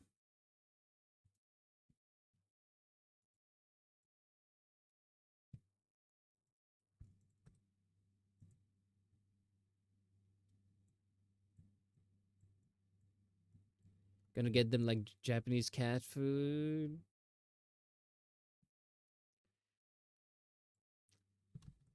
I normally just get them food that is, healthy and yeah, that's about all I look for. A, do the cats like it? B, is it like good for them? Because other than that, I don't really know what else. What are the benefits certain kinds of brands have? If that makes sense.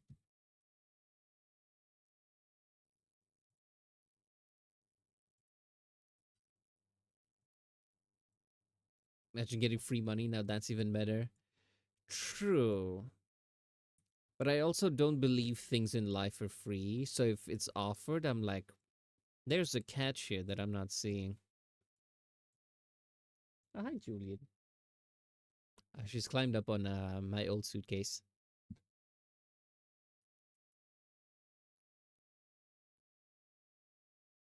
My little babe.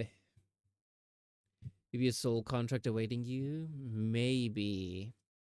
I don't know. I'm kind of attached to my soul. It's not something I'm eager to give away.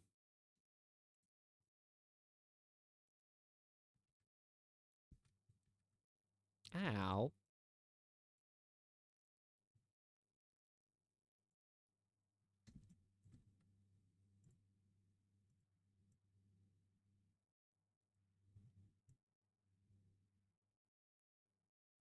Speaking of souls, I saw in D&D someone's like, "Hey, if you're a warlock, you get this spell that does 1d10 damage. You can buy a crossbow for 50 gold that does the same damage. Therefore, their soul is worth 50 gold pieces, which in D&D is not a lot. Not for an adventure at least."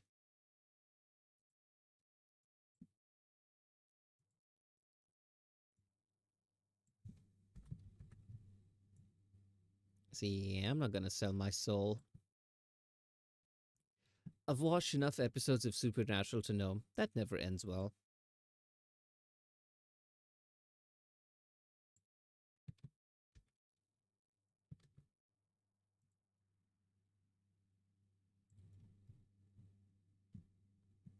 Can I sell someone else's soul? Now, that is an interesting proposal.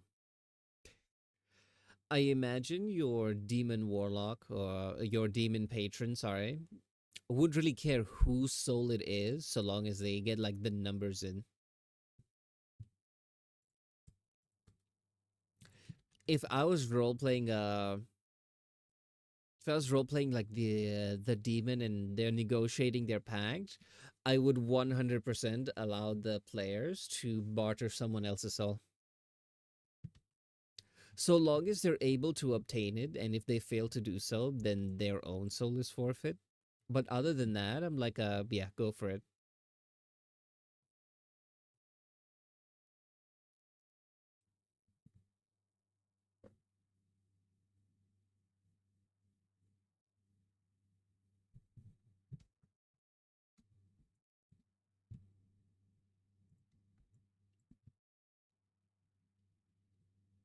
If you convince a demon your name is someone else's, you sell their soul, not yours. No, I think they'll try to collect, and then you'll be like, well, technically, the contract says this person is offering their soul. I am not this person, and therefore you cannot collect it from me. But if they go to that person, they'll be like, this signature was forged, therefore you cannot collect from me. So the demon will just get annoyed and kill you anyway. They can't get your soul, but they can take your life. So I guess that's their consolation prize.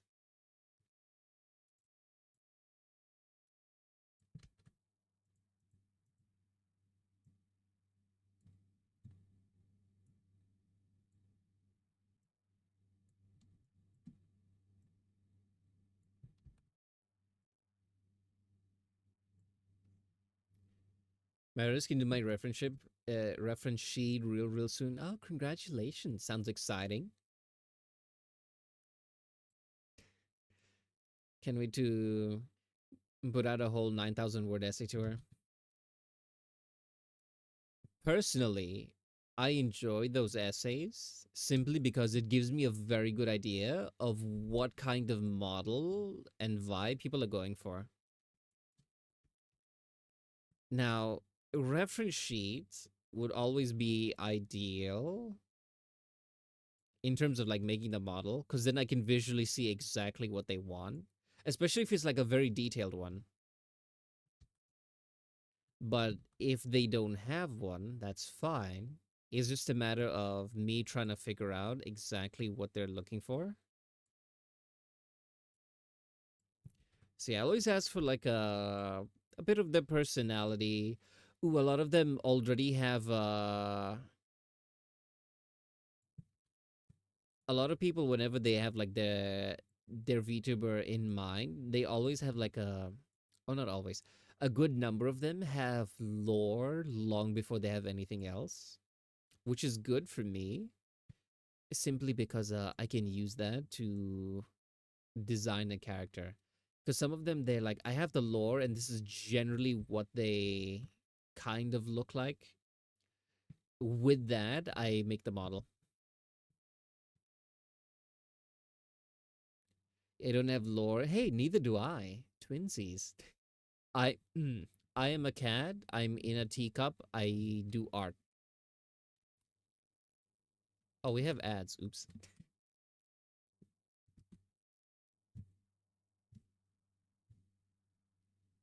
Sounds about right. Yeah. That's about as in depth as it goes. I could probably make something, but I just haven't been bothered.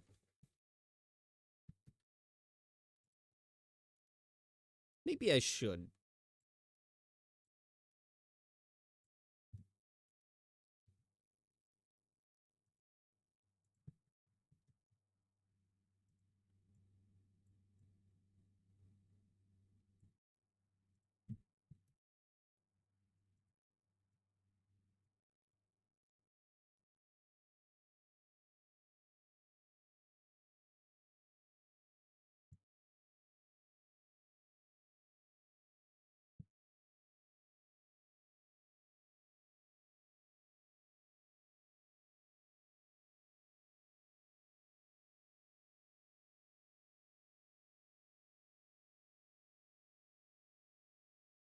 I'll just work through the ads.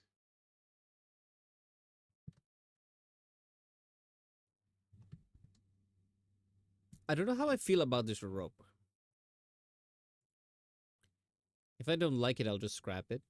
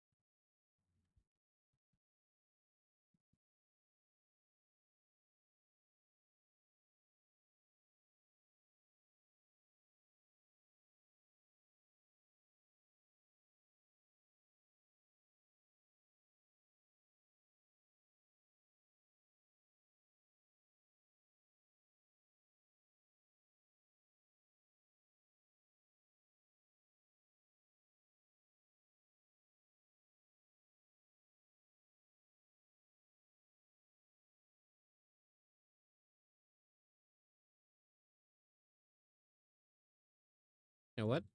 Much better.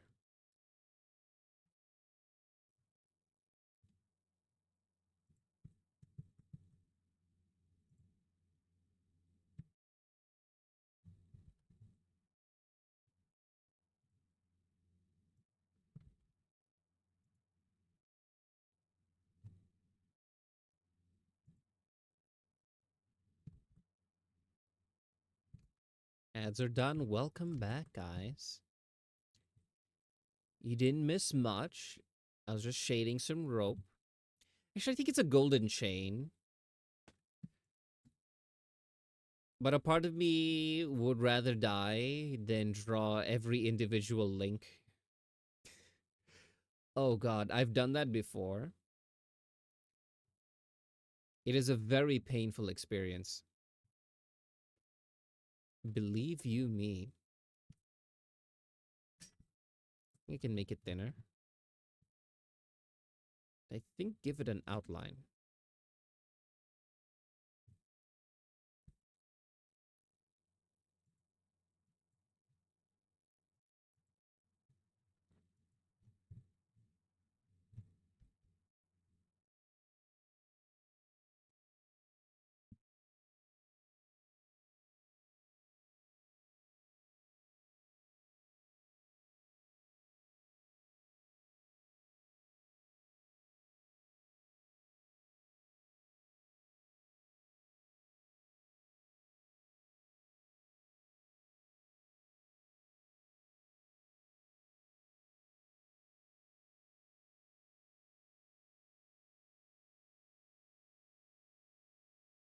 Okay, what if I change this to a different color?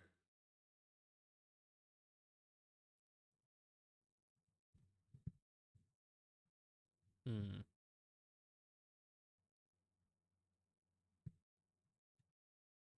Okay, hold on.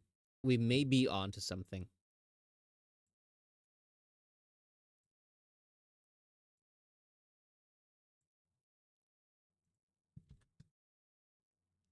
Yeah, I like that way better than just black. Okay, we have that done. I feel like I should cut it into pieces.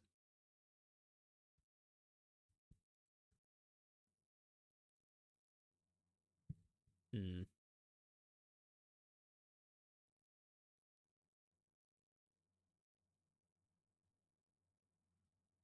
Yeah, I think that'll really help. Um,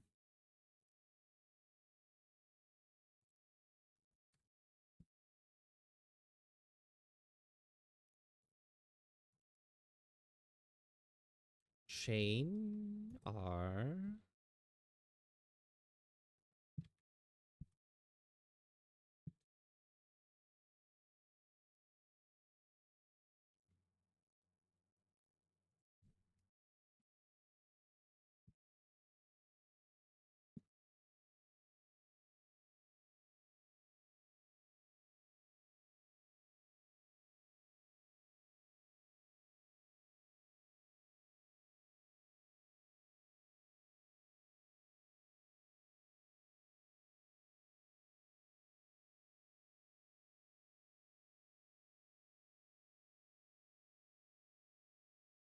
You know, I'm really liking the way this is turning out.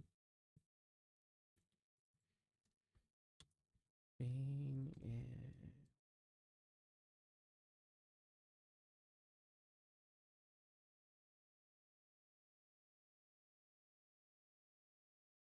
ooh, I can't wait to start rigging it. Like for a while, I mentioned this before. For a while, I kind of stopped doing full body for how to explain this. Because as a new artist, my my full body models maybe were okay quality, but I didn't have a profile. Ow. And I didn't have like many past clients. So in order to get like any commissions, I had to really undercharge. And it was a lot of work with okay-ish pay. And then ow. I did one mascot model for fun because I wanted to practice on making like a material. I wanted to work with solid materials. I made a. Oh, let me show you guys. You guys want to see the very first model that I made? The very first mascot one. Yeah, this one.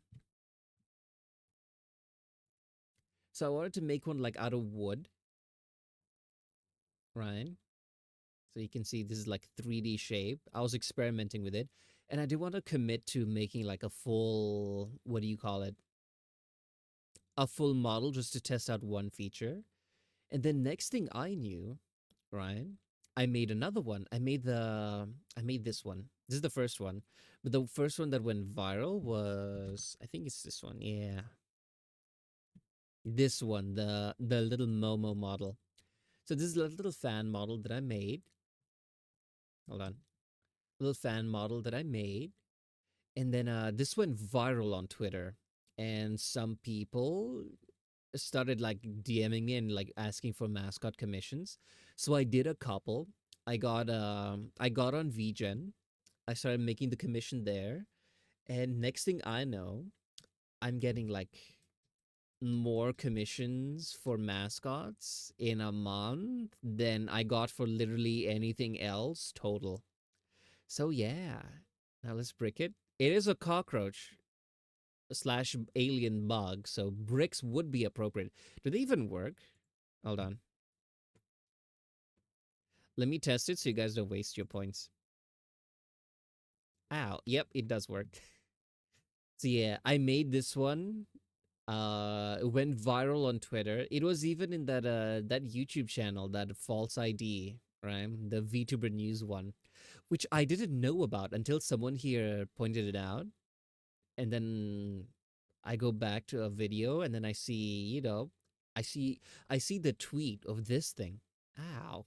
I see the tweet of this thing. And I was like, oh, that explains why randomly a lot of people started liking it. But yeah, since then, I've just been making mascot models, and my ability to rig got better and better and better and better, to the point that like each model that I make, I can experiment with, and each experiment I make, I improve. So I was able to improve way, way, way faster doing that compared to full body models. Like full body models, I'll take like 2 months to make it and run one experiment. Whereas a mascot model, I could take like a week or two to make it and run one experiment. Do you see? Like I can experiment a whole lot more with the mascots, and with that, I improved like a ton. So now that I got commissioned to make a full body one, my art is the best it's ever been. My rigging is the best it's ever been. So I'm going all out on this one. So yeah, I've really been having fun making this.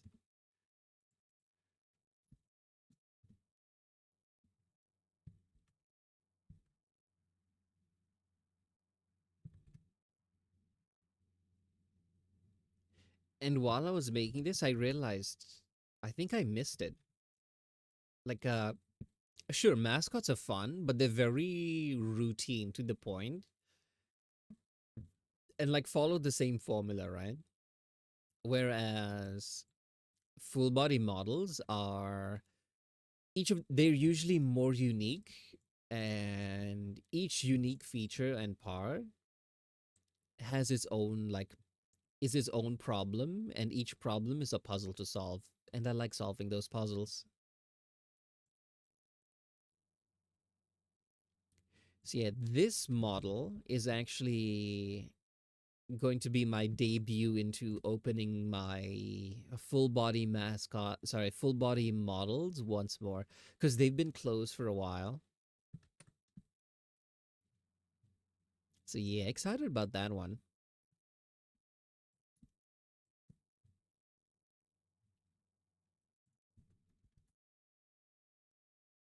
It's crazy to think that all this began simply because one day I saw a VTuber model and I was like, how do they make 2D art look 3D?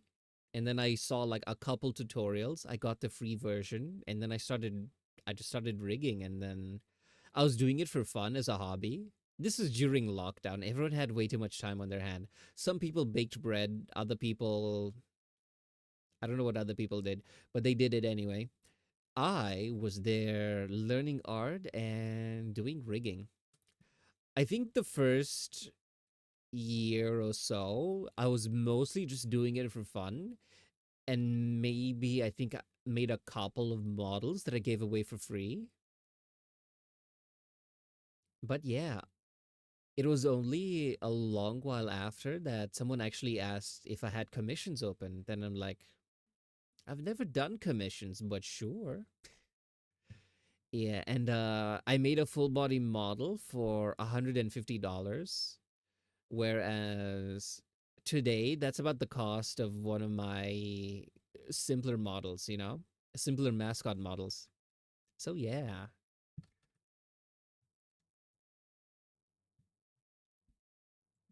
I've learned a lot through not only just like the rigging and art aspect, but also just handling commissions and the business side of the art world.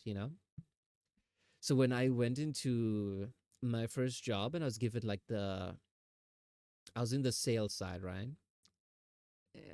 It's technical sales, but you get what I mean. There's talking to people.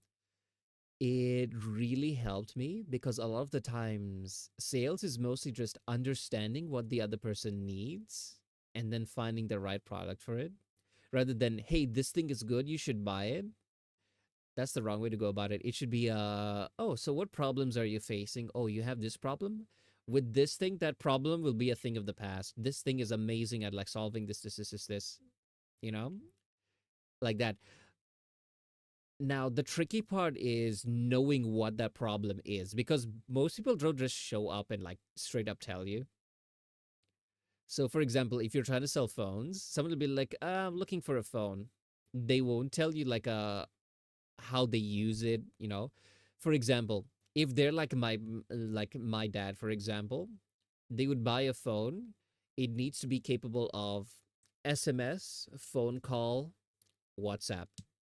That's it. So you could get like literally any smartphone and he'll be happy. My mom is the kind who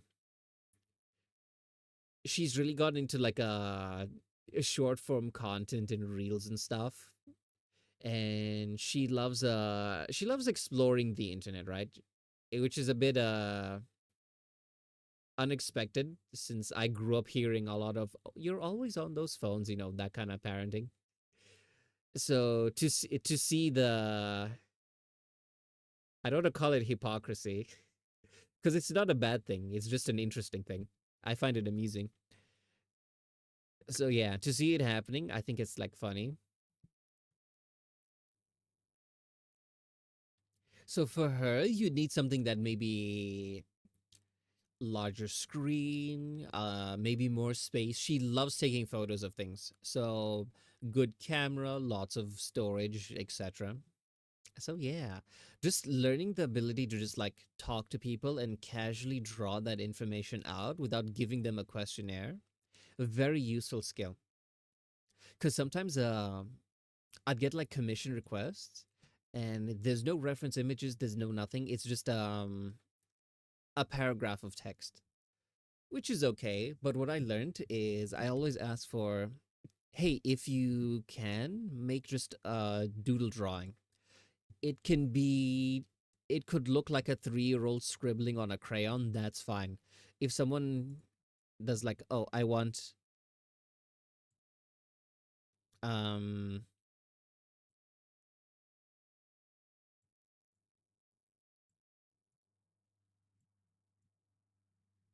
horned creature, which is ball and wings. Sorry, with bat wings. This is what I want. This is an amazing reference because it shows me exactly what you're looking for. And I don't have to decipher descriptive text because not everyone is very good at describing what exactly they mean. Like someone will be like, I want something a little bit demonic, but this is what they have in mind. But I may not think of a ball. I may not think of bat wings, etc. Maybe the horns, but yeah. And on the note of the always on them technology, ever since my mom has been using the internet a lot more, she's been like, it's not just you're on the phone, you could be on the phone in quotes, but one day you're talking to friends, another time you're watching a movie, another time you're seeing this. Because before it's just seeing like a child glued to a screen, but now they know what's on the screen. They're like, actually, this isn't so bad. So yeah, that's something I noticed the last time I was home.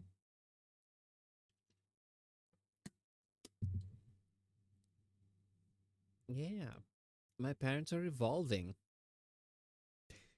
These are different kind of parenting. Yeah, because you see, to them, their idea of having fun is going outside, playing, like something you can visually see.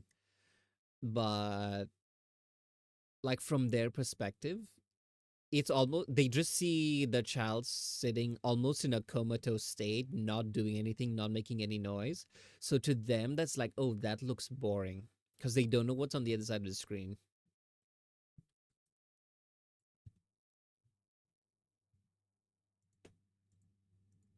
Okay, the chains are done.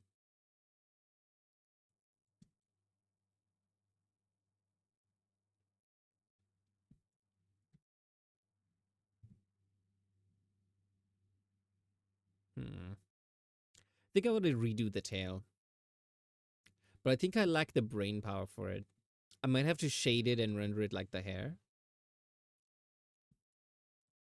That takes brain energy that I don't have. Hmm. So,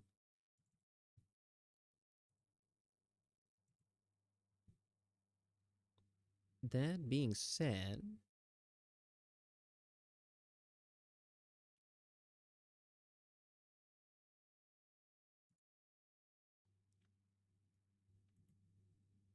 we can call it a day here.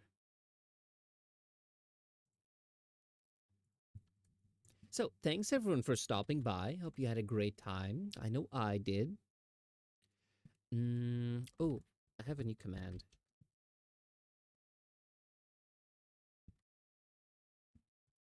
So, we have raid messages in case anyone's interested in using them. So, yeah, I do have a new rule in the chat. Whenever we raid, you're only allowed to use any of these two as the raid messages. No silly made up nonsense, right? I wave my stick, right? I may put this in a lighthearted. Yeah, that one, Duck Ranish Raid, we're getting rid of that one. And I'm not joking, by the way, putting my foot down. Serious cat moment. We only use the official raid ones. Look in the rules, it's there. I didn't update the rules command. But yeah, ignore that rule and you could be banned here. I mean it. So, only official messages. Anyway, uh raid timer is running out, so we're gonna see. Yeah, I guess I'll see you guys there. So, bye-bye.